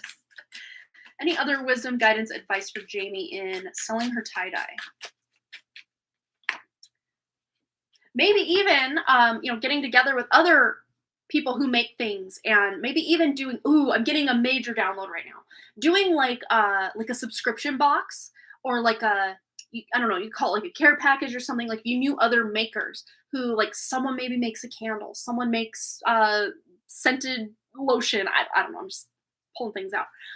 Or, someone who makes beautiful like headbands or something. And then you've got your tie-dye, and you could, curate a little fun subscription box thing. Or if it's just like a thing you do once a year, like, get in, and you could name it something really cute and fun. But again, it could be multiple different people, or maybe you're getting ideas from, other people, but it's just your box of, okay, you get a tie-dye shirt, and then you also get this other thing I make, and this other thing I make, and make it 3 to 5, however many things you want to include. Or maybe even if it's things you buy, but that go with the vibe of whatever your theme is for the box for the month or the year or the season or whatever it is. But there's a lot of ideas, and it says here, clarity begins in the eye of the storm. So because you're discouraged right now, that to me feels like you're in the storm. But just seeing what this discouragement of not being able to sell is telling you, maybe it's just because there's new, different, better, creative ways you can be selling. And I just saw 13333 on my timer here for how long we've been live. So yeah, this is just the timing being right is what I'm hearing as well. And you're going to get that clarity very soon.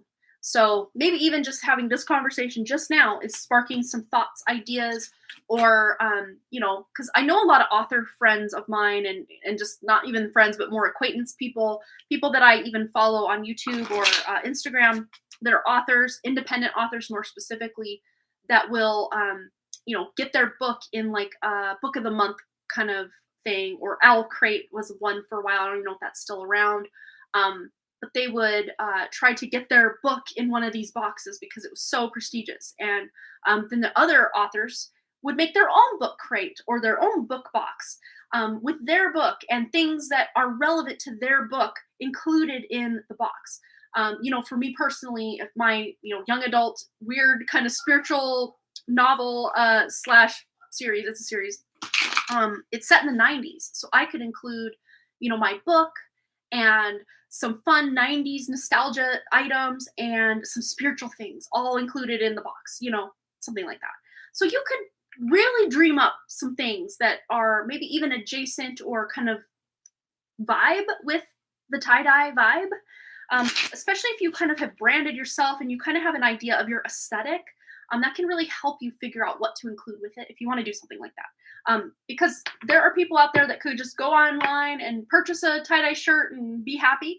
But then there's others that love the experience of the well-rounded, creative aspect of it. So they're not just buying the shirt, they're buying the experience. They're buying the creativity that you've put into it, the brand that you've built. They're ready to like, take my money. I want a part of this. This is so fun. So you could, because not saying that tie-dye is easy, because you can make some amazing things, and most people do not have the skill to make tie-dye, but you could make yourself stand out because you're not just handing them out for $5 a pop. You are curating or cultivating, making it very special, like an experience, something it feels very prestigious. Like people want to get in on this. This is something that's not just your run-of-the-mill, tie-dye. This is exciting. This is Jamie's tie-dye. Come on, people. Amanda, thank you. Oh my God, I know what I want to try. Okay, there you go. You've gotten your ideas. I got major chills this whole time, and so I'm itching my head. Yeah. You've got some ideas, so just try them out, sister. Even if one idea fails at first or it just doesn't take off the way you want, keep making yourself a presence. Build yourself, an Instagram or a Threads or a Facebook or wherever you vibe to hang out, even if it's a YouTube channel where you're, maybe you're not like showing people how to make tie-dye, but you're just showing what you've made. Because there are people that just want to watch other people make things, even if they're not learning specifically how to make it, but just watching someone make it can be fun and almost like a ASMR tie-dyeing channel. I don't know. You could really make this like an experience for people. It doesn't just have to be someone purchasing something they wear to the beach or, to their family reunion or whatever. Although that alone in and of itself can be fun. But I just see you being such a creative soul, creative spirit, wanting to take this up a notch and really, maybe even expand. Maybe you start with tie-dyed shirts. Next thing you know, you're making tie-dyed bedding or, tie-dyed wedding dresses. I don't know. You can really just skyrocket this thing to something really cool. Yeah. Yeah. Business always starts somewhere and end up different sometimes. Yeah. But that's the thing is, sometimes you have to go through the paces of starting one way and then evolving it into what it's always been meant to be. But if you hadn't started where you started, you never would have come up with that crazy, awesome, off-the-wall idea to begin with, So sometimes you just got to try things. Again, throw spaghetti at the wall, see what sticks. If it all falls off, okay, well, we'll clean slate this and we'll just start again. Yeah. And who knows? Maybe you're, expanding and you're selling homewares and home goods and all sorts of cool things. I mean, you just never know where you're going. We always can know, though, where we're starting. That's what we have control over. So yes, preach. You're so welcome. I'm excited. You'll have to keep us in the loop with what you're planning and what's going on here, because I'm very invigorated and excited just giving you this information and feeling you like storing it, ready to take some action or plot up some plans on it. That's exciting. Yes. So fun. Yes, we're wishing you nothing but the best, Jamie. This is exciting. So fun. All right, Crazy Tempest, you've got 2 questions, and I think that is the last 2 of the donations that I have currently. But if anyone else is seeking a reading today, you can always send your donation and we will get into it before we leave. Otherwise, we will be leaving it after Crazy Tempest's 2 questions coming up next. Oh, I better write the name here. Crazy Tempest. There we go. Boom. Okay. So go ahead and post your question. Well, first question and then second question, or second question then first question. Whatever order you want to go in. So fun. Yeah, sometimes that discouragement, Jamie, can really just lead you to think outside the box, or just to try something you never thought you would have tried, or try 4 different things at once rather than just the thing that hasn't really been working. Sometimes just that discouragement can actually fuel us and act as this kind of I'm gonna do this. I don't care what it takes. I'm gonna prove this to myself. I'm doing it. Thank you so much, Amanda. That was a wonderful and motivating. Yay! Yeah, and I'm thinking anyone out there who has a creative endeavor they're discouraged with could really benefit from any of that advice that came through for Jamie. So if anyone else watching, really resonated with that, hey, claim it. There's more than enough to go around, that's for sure. All right. I have a question. Why is it a lot of days since I've been here, I wake up, drained, as if someone is draining me heavily? Well, a lot of times that can be like entities siphoning off of our emotions, or even if we're not feeling very emotionally, we're just feeling physically run down. That's usually an indication that there's some sort of interference, energetic interference, either with like entities or like EMF frequencies. Like if you're sleeping, especially just waking up feeling that way.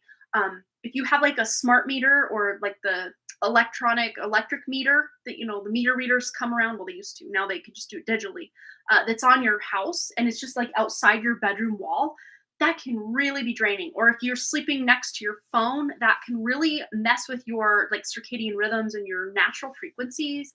Having your Wi-Fi router or all of that next to your bed or next to where you sit can also really affect you. A lot of times too, even having like metal coil springs in your bed, again with all these frequencies going around, it can almost like it's cooking your energy. There's a lot of unknown things that we just don't even think about that could be really affecting our energy. And for you, just intuitively, what I'm picking up probably is like EMF frequencies. Even if none of that is going on, you just might be someone who's very sensitive to the frequencies, and there might be like a 5G tower. Oh, FG, I gotta be careful, censorship. There might be a cell phone tower or something that's near where you live that is just really affecting your natural rhythms and your natural energy. And even too, if we've got a lot of grief going on around our heart, we can build like what are called heart walls, and that can really mess with the just rhythms of our body, our energy fields, and all of that. Because our heart kind of generates like a toroidal field around us, and when there's interference, or again, with the collapse of the astral realm basically going on, the place we go when we dream is basically now our physical reality. These entities just live among us now with that collapse. So there's just been a lot more of this just psychic attack going on, and just even being around a lot of other people, and their trauma could be triggering your trauma. I mean, we could really go in, but let's get some cards just to see specifically. Ooh, we got the 4 of Pentacles. Look, we've got like the Grim Reaper coming in. It's like someone who's trying their best to conserve their energy, or just use enough energy, because in the normal traditional meaning, it's your abundance or the flow of energy coming to you. But for your specific example, it's like there's an energy vampire or something that is like draining your life force that has nothing to do with just you. So this is something outside of you coming in to siphon that energy. And one of the best things that I can give advice-wise for anyone is to get the book by John Creeder, Kreiter, Vampire's Way to Psychic self-defense. And I know it sounds like a weird title, but like they're talking like vampires, like ancient vampires, like not like blood-sucking vampires, but the people who could basically suck the life force out of the negative energy in the air or in, around you, and actually transmute it, because energy is energy. We just as humans deem it negative or positive. But that book, it's a short book. It's like, yes, you pay. I think I anywhere from $9 to $12. I think I paid for the book back in the day. And it's a short book, and you might think, well, it's such a short book, and I paid this much money for it. No, the information in this book is gold, and I'm glad it's short because it gets right to the point. It tells you what to do to transmute. And even if you have people who just think about you negatively and they basically send their negative juju toward you, you can feel that kind of coming into your energy field, and you can just suck it into the cauldron, basically, as this book explains, and transmute it into positive life force energy for yourself. And don't feel like if you're sucking in all the negative energy around you that you're going to hurt anybody. No, there is a plethora of what we would consider negative energy on this planet that you're actually doing the world a favor by transmuting it into something more positive and actually utilizing it for yourself. That book, do I have it in here or did I take it downstairs? I'm trying to remember. I kind of have been shuffling things from here to there to here to there. Is it here? No, but I do have two of his other books in here. And I haven't, okay, so I have read partway. You see how small these books are. And this one is 93 pages. This one is 77 pages. But again, I think Vampire's Way might be, oh gosh, maybe around 100 pages if I had to guess. But I didn't get very far in these ones. But this is like taking that energy up a notch and doing other things. Yeah, and it sounds like out there, it sounds a little woo-woo, but it works. And a lot of times I forget I can do this when I'm feeling, when you get really anxious or you're just getting stressed out, that's the best time to use that technique in his book, The Vampire's Way to Psychic Self-Defense. But yeah, that's exactly what's going on. There's some, negative force around you that is kind of causing this draining energy. But let's just see any other words of advice for Crazy Tempest. Yeah. Have patience and actually cultivate, again, in the normal depiction, this person's waiting for something to be ready. Well, there's something ready here. Some nugget of wisdom that you can start implementing now to make this not feel so drained. And we've got, 5 pentacles left. He's taking the Ace of Pentacles, that opportunity for a new way forward for himself. And then there's also another opportunity. So there might even be multiple things that are kind of interfering with you and your energy, making you feel so drained. But I think at least one of them could be just, again, the EMF or the Wi-Fi, all that is just really, especially too, even if you carry your phone around on your person or in your hand a lot, that can really mess with just your energy levels. Because as your battery starts draining on the phone, your physical vessel battery really starts draining too, because it's just not a natural frequency that vibes with our human body frequency. There are people who can hold their phone all day, every day and sleep like a baby and just not feel it so much. But then there are those other more sensitive souls and people that can just feel, it's like you walk into, if you're somebody, here's a good way to indicate. If you're someone who can walk into a room and feel like 2 people had just been fighting, or you pick up a lot of other people when someone's like going through a hard time that's close to you and they just tell you all their crap. And then after you leave with them, you just feel like crap now. That's a pretty good indication that you're picking up you're just very sensitive to all these energies. And yeah, doing that Vampire's Way to Psychic Self-Defense, it's called the reverse breathing technique. And a lot of it is visualization, but that is one of our most powerful tools on this planet, is the gift of our imagination and our creativity. And it does feel very like child's play or like, oh, I'm just imagining this, but exactly. So what we imagine, we can create, for good or for bad. It is such a powerful tool that is so just not known about, or it's just underutilized. And children are the best at using the imagination because that's what we're allowed to do. And then we always feel like we have to grow up and lose the imagination and get logical and get with the real world. But it's so beneficial. Yeah, you'll benefit greatly. We do have the Empress here. So you'll benefit greatly from that, and even just clearing your energy. So if you are feeling stressed, if you are feeling run down, lethargic, feeling an ache or a pain or a headache or something going on in your body, just literally sometimes closing your eyes, doing some breathing and feeling into that pain and just literally asking, what are you trying to tell me? And sometimes the pain itself, and I know this again sounds out there, woo woo, whatever, but sometimes just asking the pain itself, hey, what do you need from me? What is it you're trying to get my attention about? And sometimes just wherever the pain is, if it's in, this is where I always get pain. This is where my migraines start.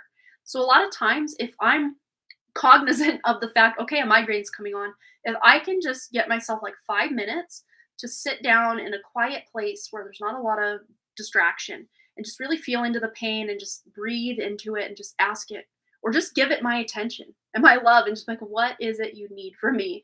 A lot of times, if not 9 times out of 10, if not 10 times out of 10, I can get that migraine to just go away just by giving it my attention. And if there is any kind of entity interference, it's like almost this is one of the main places that I can feel psychic attack. It starts here and then it becomes like this pain helmet around my head. If it's not just my own energy that's needing my attention, it will almost always will then develop into a bit major migraine, kind of like entity interference or, especially if you're really feeling good about yourself. And then like for 3 days after that, you're just knocked out. That's one of the best techniques for these psychic vampires or energy vampires and more like entities that are just all over the planet. They love to ride that high. Even our high emotions they can feed off of. So it's almost like, damned if we do, damned if we don't. But a lot of times they'll take that high energy we have and kind of hook into it and start to drain us down, almost like a like a straw, just sucking it out. But again, that book is going to be your best bet forward. The best advice I have to give on feeling run down and just needing more energy is that book. So yeah, I hope that helped because that is a game changer. It's just about being very intentional and very conscious of when you're starting to feel a certain way to start doing the technique, which I forget a lot of the time. So I'm not even like, I should make it part of my daily homework just to do like a energy check for myself every day. And I might even start to try to do that. But with the kids home for some, and I like, again, it's like I'm making excuses, but when you got a lot going on, it just feels like one more thing you got to do. And especially when you're new at it, it's kind of clunky, to try to do the reverse breathing. But once you get, because there was a time I would just do it every day, multiple times a day. And I would just feel like on cloud nine. It was so good. So it's about being consistent with it as well. You could really feel good about it. Just almost making it a goal for you to just really take any negativity or pain or whatever's going on that doesn't feel good to you and facing it right that second, right head on, facing it. And it's like a full-time job though. That's the thing. On this planet, we're just constantly bombarded with frequencies, with entities, with other people's crap. And it's just like a soup everywhere we go. So yeah, that's definitely going to be beneficial though. If you want to put in the effort and time to do it, it's going to pay off so much, so much. All right. So what's your next question, Crazy Tempest? We're going to get right into it for you.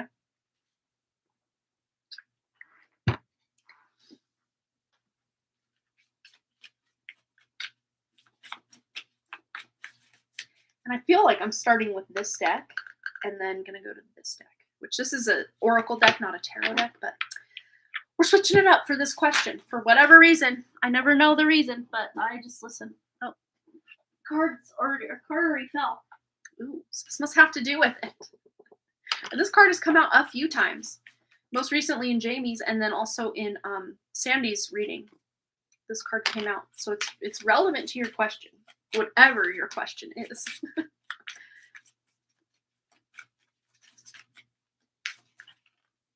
And I think that one is coming in too. Why is my friend Chris distance himself from me? We are close. We were close. Now he went ghost. Okay.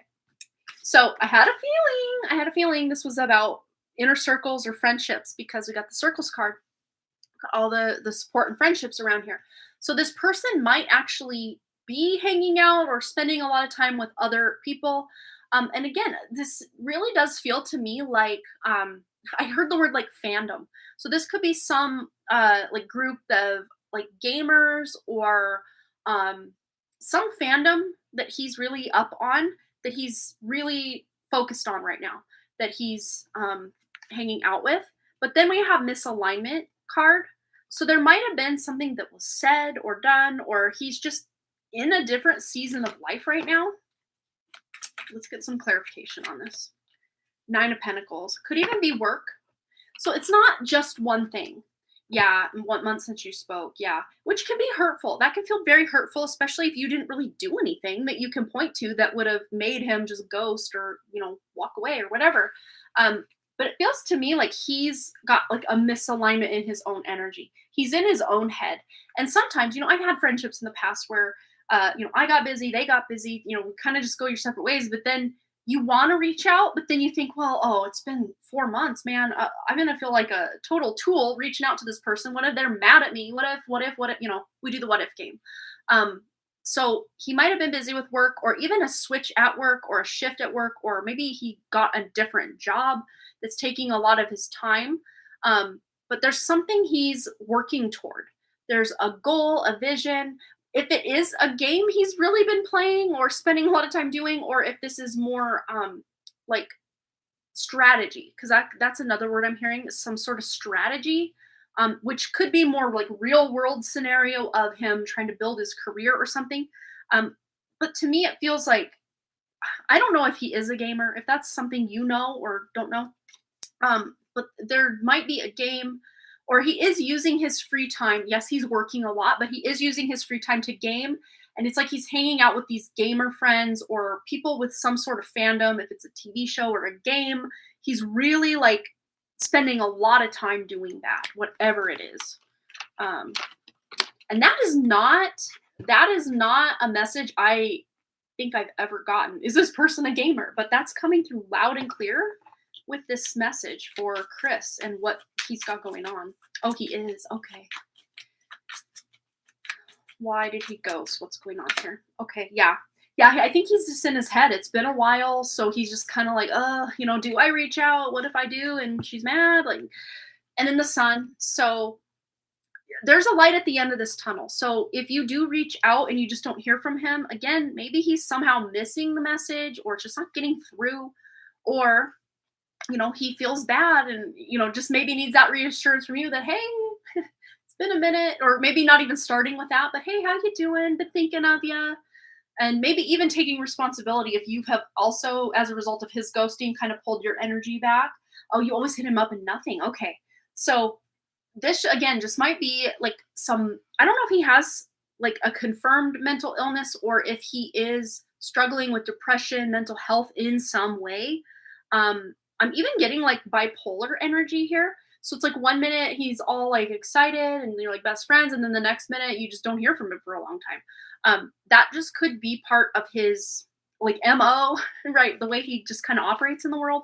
But that's not gonna be you're not gonna really be able to build a consistent, like long-term friendship on that without someone always getting hurt if that's what he's doing. But again, he just may be so in his head about it that it's hard for him to find a new way forward. Or if he, it's almost like, well, if I do reach out now, I'm going to have to either make an excuse or explain where I've been. And it's just too exhausting to even go down that road. And that could be what it is. But he still does feel like very loving towards you, in a platonic way. I feel this like, brotherhood, sisterhood kind of energy between you, that he definitely would love to have you in his life and cares about you, but it's his own just mind or mental just illness that's really keeping like you at like an arm's length is kind of the vibe here. So that might be what he does is he hops from one relationship or one friendship or group of friendships to another, because it's like he will pull his energy back. And then he'll go through phases where he just doesn't hit up anybody. And he's just kind of like, almost like crickets in his own life. And he gets really depressed. And then He slowly finds his way out of that and then starts meeting up with these people. And it feels to me like most of his friendships are more online rather than in person. And I don't know, you'd have to tell me if you are an online friend rather than an in person friend, because to me, the connection feels more like if you are communicating and you do know this person, Chris, in like real life, as they say, that more of your communication goes through text or that rather than face to face communication is the vibe I'm getting. So to me, that feels more like an online friendship than like someone you know in your town and what have you. Um, but yeah, I think he is going through a lot mentally, and it's just he's kind of like it's like I could keep hearing where do I even start? Where do I even start? So he's just overwhelmed online, but I have hung out with him, and yeah, and that's what I feel is you do have that like physical like oh I've hugged this person before, but most of your communication and friendship does take place online is how I really do see that. Yeah, Seven of Pentacles. So I would say wait it out. If you do cherish this connection enough to just allow him whatever time, space, and whatever he needs, just allow that and just kind of live your life. And then if he does dip back into the connection, if you feel so inclined, you can pick it back up where you left off. But if this is something that you're just sick of this whiplash of you ghost and then you come back and then you ghost and you come back, it's up to you what you want to do here. But it might be a while before you do hear from him with this. So, we just got taken away by an ad, so we'll take a quick little break.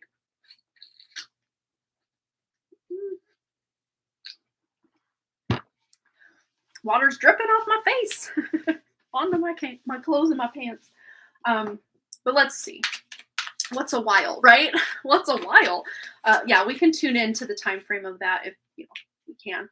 Updates to your system. So again, funny how we were kind of using the gamer analogy and just being immersed. So I don't know if there was like a new game drop or a new game that came out that he's still like up on, or there was a new update to a game. Again, it might be a minute. The number 17. You could hear from him literally on the 17th of a month or 17 days from now, 17 weeks from now, possibly. I'm going to maybe pull a tarot card and just see if we can get a time frame. I usually consider my swords days to weeks, wands weeks to months, cups are kind of a couple of months to a year, and pentacles are a year plus. So let's see how long it will be until Crazy Tempest does hear from Chris.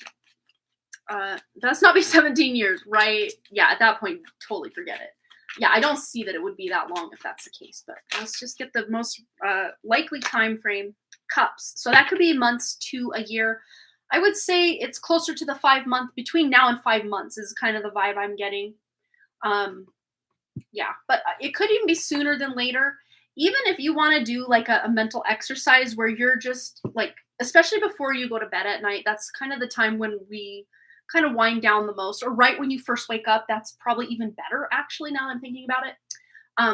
When you first wake up, if you set if you have to set an alarm, also set like a reminder on your phone or something to connect to his inner self or, higher self, whatever you want to call it. Connect to his energy and say, hey, I miss you. I'm reaching out to you. Please respond. Almost like you're telepathically sending him a message, and you would be surprised. He might reach out to you sooner that way if you do that for a couple days or however long you feel you need to do it. But I've had people reach out to me that I haven't heard from in a long time by doing that. And one, I had to do it for like 2 weeks straight, and then that person actually contacted me. So yeah, just play around. Almost just, again, use your imagination, connect to his energy. Even if you want to have that conversation like in your own head, like what would you say to him if he did get back to you, and just kind of have that conversation in your head, because you could manifest that actually happening. But if he's just going to ghost and pull his energy back and not really give you an explanation, that's just not a good friend, and I would even let him, if he does come back and, oh yeah, how are you? What have you been doing? Oh, I would let him know, hey, when you pull your energy back, like that hurts my feelings because I care about you. It's been months since I've heard from you. Like, it's not that I need you to check in with me every day like I'm your parent or something, but I mean, at least let me know if you're going to dip out for a while and maybe why, because again, I think he's got some of his own issues, and he sometimes will even compound an issue into making it something way bigger than it even is. So part of his energy, I think, is pulled back because it has been so long that he's like, well, now what do I even say? It's been so long. I saw that, she messaged me, or, what's going on, but I didn't get back. And now I feel like a total brat. And, so he could just be really in his head with that devil energy. And again, devil could indicate just, mental health is just not always in the best place, or maybe currently and over the past few months hasn't been in the best place. But yeah, I would say, if you want, try that exercise of kind of telepathically reaching out, or even just reach out again physically in a place, on Instagram, or text message, or however it is you do mostly do the communicating, and just say, hey, I'm not mad, but I would just like to know that you're okay. I've been thinking about you, but try not to, especially if you do want to hear from him, try not to like start with the blame game. Like, where are you? You're hurting my, there's nuance to wait, which I totally understand. You probably get that. But just reaching out in a way that feels supportive and caring, but also kind of puts a bit of responsibility on him to take accountability for his actions, without like calling him out, pointing fingers. You know what I mean? There's a nuance to it, or just kind of a delicacy, kind of a fine line you tread to get him to come out of his shell without completely scaring him away, is I guess the vibe. But that can be very like almost draining to your energy to have to coddle that much just to get a response. That's, it's no fun for you to have to do that either. Yeah, I think the heavy helicopter won't go well. Yeah, right. Yeah. But, you as a caring friend, just my personal take, is that caring friend and energy for him, you deserve a response. All he would have to say if he is dealing with some issues is, hey, I'm just going through some stuff right now. It's nothing to do with you, but it's just hard for me to keep up with everybody, all my online friendships and this and that, and work's busy, and I got this thing. And, not that he has to sit and nickel and dime every excuse or whatever, but, it would be nice at least to get a response, and maybe even a reason why it's been so long, yeah. Yeah, so I guess, just touch base if you feel so inclined, or do that like telepathic exercise, and just see what happens, and just wait it out. But, there's also that idea of just moving on, and, sending that connection away with love if you're just not going to hear from him either. But if you're going to hear from him, it's most likely going to be over the next 5 months. That's the most accurate time frame I can get from the cards at this time. And then we had here trusting tricksters. The trickster's only power is your trust. You are always free to withdraw it. Again, I think he's just in his head about, oh man, it's been so long. What if she thinks this about me? What if, all the what ifs are coming out. And sometimes just to know, you coming at him, not in like an aggressive way, but hey, I care about you. I've been thinking about you. I hope you're well. This is what's been going on with me. Hit me up. It'd be good to just touch base, in a non-threatening way, which I don't see was coming in overbearing and threatening anyway, but, again, nuance, not to make him feel even more guilty, because I think he is feeling that element of guilt, like, oh, it's been so long. I should have reached out. I should have done this. I should have said that.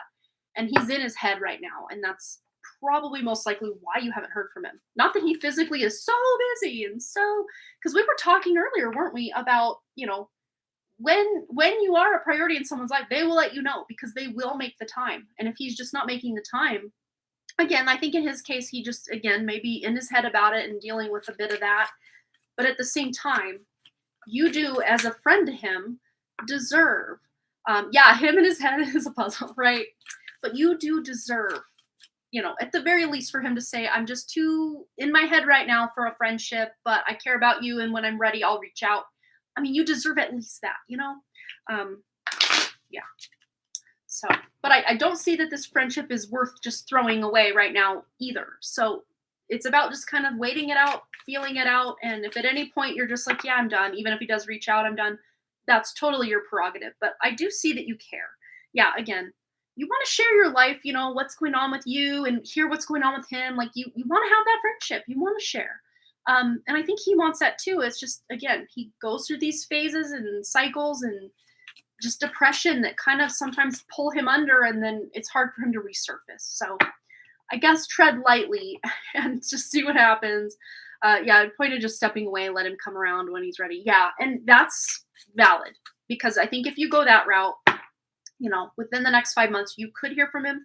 But I would say, I would just kind of maybe even make a note on your phone as like a appointment that 5 months from now, what would that be? So August, so September, October, November, December, January. That seems so far away. But I would say by January 4th, if you don't hear from him, then that's a good indication you probably won't, and you can just kind of energetically move on. Or even just, hey, let him know with that telepathic communication that, hey, I'm letting you go. This is ridiculous. It's been so long. All you would have to do is check in on, wherever it is we communicate and say, hey, and you haven't done that. That hurts my feelings. Just literally in your head, tell him everything you wish you could tell him right now without even fear of scaring him off. Just lay it out in your, telepathic communication. And again, you just might be surprised. He might reach out and just try to come in guns blazing, like, okay, I'm sorry, I did this and I should have said that. And you just never know what's going to happen. But yeah, but you won't be the same person. Yeah. So I would just say use your intuition with this connection and, get the closure that you need, because that's what's most important here is your thoughts and feelings, because you have no control over what he's got going on. So do what's best for you. And yeah, try it out, see what happens. And of course, keep us updated. If you do hear from him or what happens, let us know. I always love your guys' updates because I get curious. I get so invested in what you guys are doing. I love to know. But big hugs, Crazy Tempest. Thanks again for hanging out and all the donations today. And everybody else that is here, we are signing off, I do believe. I don't think I have any other donations, but just let me double check. No, we do from one more person, Julia. Is that Julie's video? There's Julie's video. Okay, so we've got a donation from Julie's video, and we're gonna get right into it. She's got her question ready. Look at that. So if you're planning to move with good friends and live off grid, buy a trailer, etc., is this a good idea for me? Getting weird vibes from daughter that I would be financing her life dreams. Oh, I did. Yeah. Okay. So weird vibes from your daughter, or is it someone else's daughter? Financing her dreams, her life dreams. Okay, so Julie's plan to move off with good friends to live off grid, buy a trailer. Is this a good idea? Oh, the owner's daughter. Gotcha. Okay, we got the son. So I think at the very least, this would be a good thing to do just for the experience of it. That all being said, I don't think this is going to be like a long-term stable thing, but even if you just kind of go into it saying, I'm just going to be here on like a temporary basis just to see how it goes, and just kind of go into it with that kind of mentality to let even the other people know, hey, she may not be here that long, but we'll vibe while you're here. That's going to be your best bet, rather than just saying, yeah, we're going to do this and it's going to be a long lasting thing. Cause who knows if you don't have a falling out with someone, or there's a big fight between two other people over here and you're just like, yeah, I'm over this. But just let them know, even if you've already told them, hey, yeah, I'm down, let's do this. Kind of just check back in and say, I'm definitely hyped on this. I think it'd be great, but I want to try like a trial run. Let's just see what happens. And, kind of let them know where you're coming from. So they're not expecting you to be there forever either, unless it is good. But, starting with the son, I think we're off to a good start. But yeah, you shouldn't have to be the one to finance someone else's dreams. That's their responsibility. But if you have something to gain from this by being part of a community of friends and, feeling like you're each contributing to this little community you're building, then that would be great. But let's just see if this is in Julie's best interest. Off grid. Yeah, Queen of Swords. Again, speaking what you expect and not being afraid to stand up for yourself if people are, taking too much of your money, too much of your resources, trying to take your trailer from you or whatever it is. Literally letting people know where you stand from the get-go. Before you even venture out into this off-grid place, you're being very clear communicatively about what you expect, about what you're offering, just having no blurred lines about whose is what and what's is whose, and just being very clear in your communication from day one. That is going to be your most important thing going into this. So if you haven't been real clear or you're unclear about what other people are planning to contribute, get clear, ask questions. You only get those answers if you're asking these questions. And if you're not sure what to ask, or you get put on the spot when you're around these people, maybe just take some time to journal out, what is so-and-so going to contribute? What is so-and-so going to contribute? What am I contributing? How are we all going to work together? Having like a coming to Jesus kind of meeting with everybody who's going to be involved is going to be really a good idea. And maybe even signing, everybody signing their portion of what they plan to contribute. Yeah, again, having some sort of contract, literally what I was trying to get to. And again, if putting in like some sort of written contract that, hey, I'm in this on a temporary basis. If I like what I see, if I like what's going on, we'll talk terms longer later.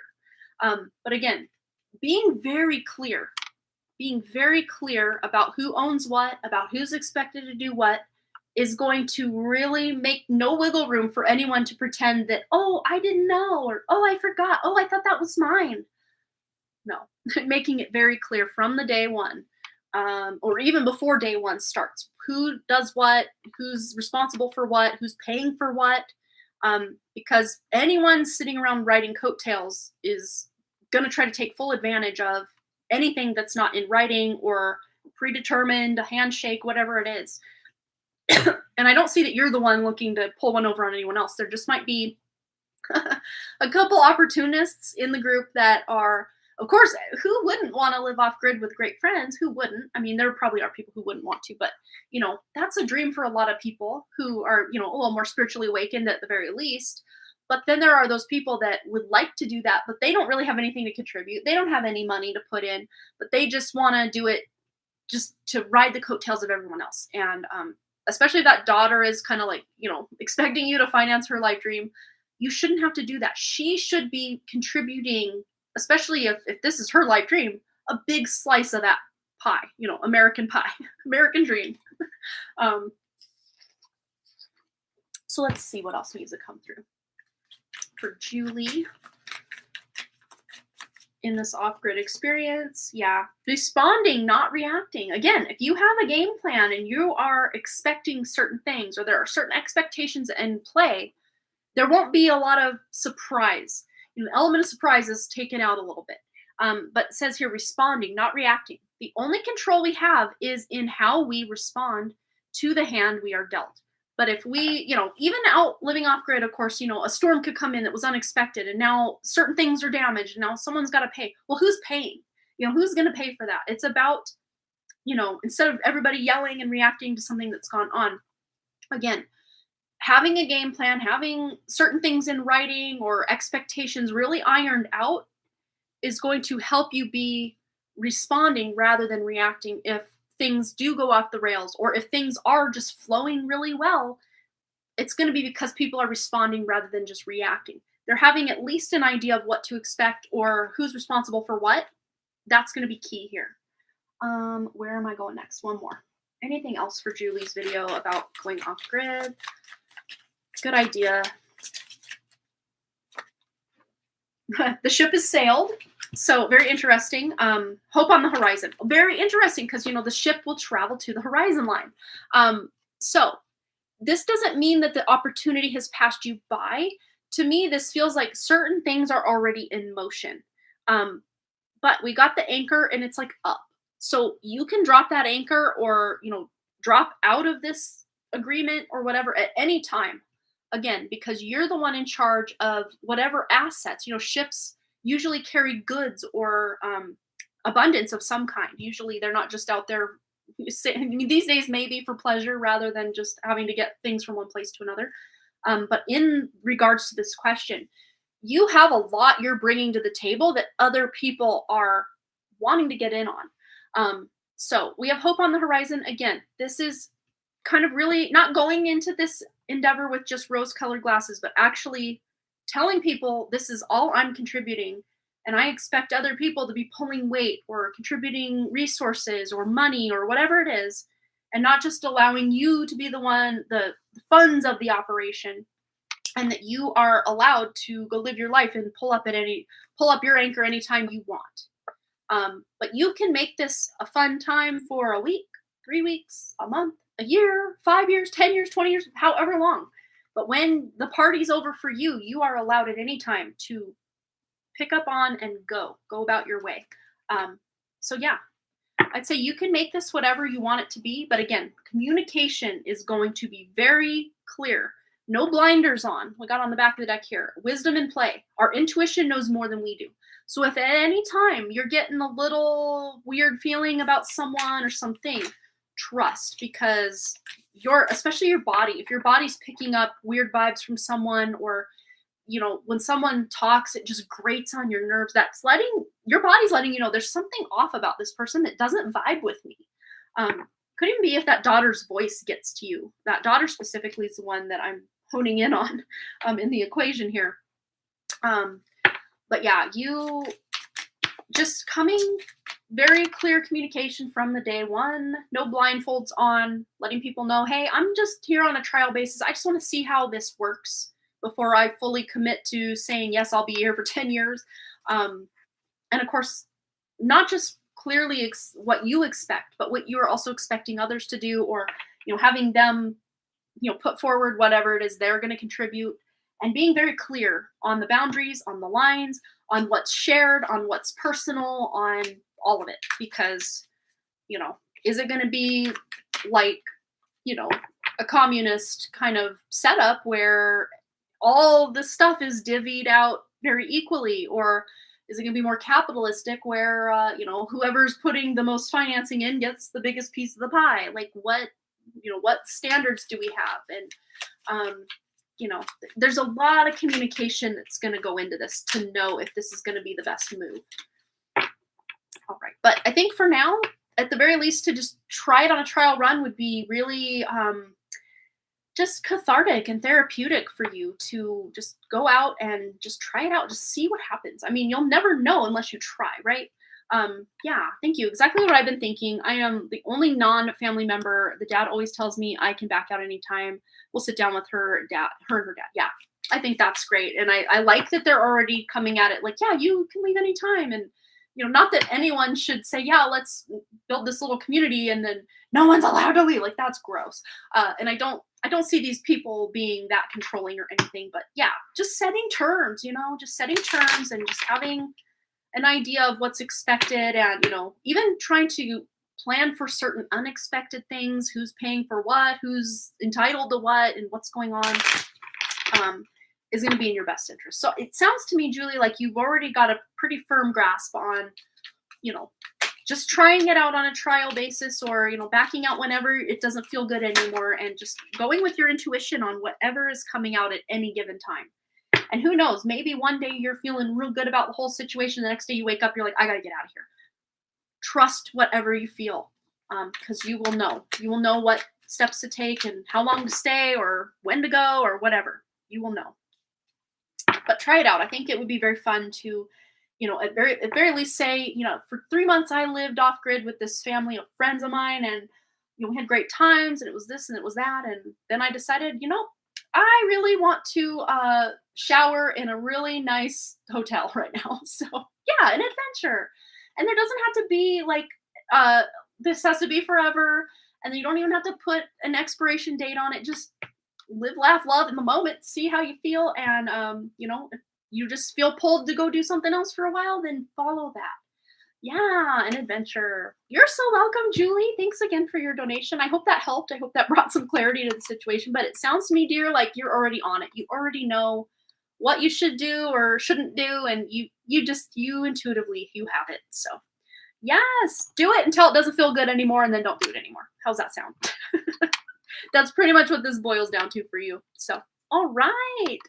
Let me just double check that we didn't have any other donations come in. I think we are current. So that's going to be it for me today. I'm going to go have some lunch and try to figure out my plan for the weekend. I'm not sure. I do want to get some things cleared out of this office and see if I can get a couple more bags to take to the donation thing next Monday.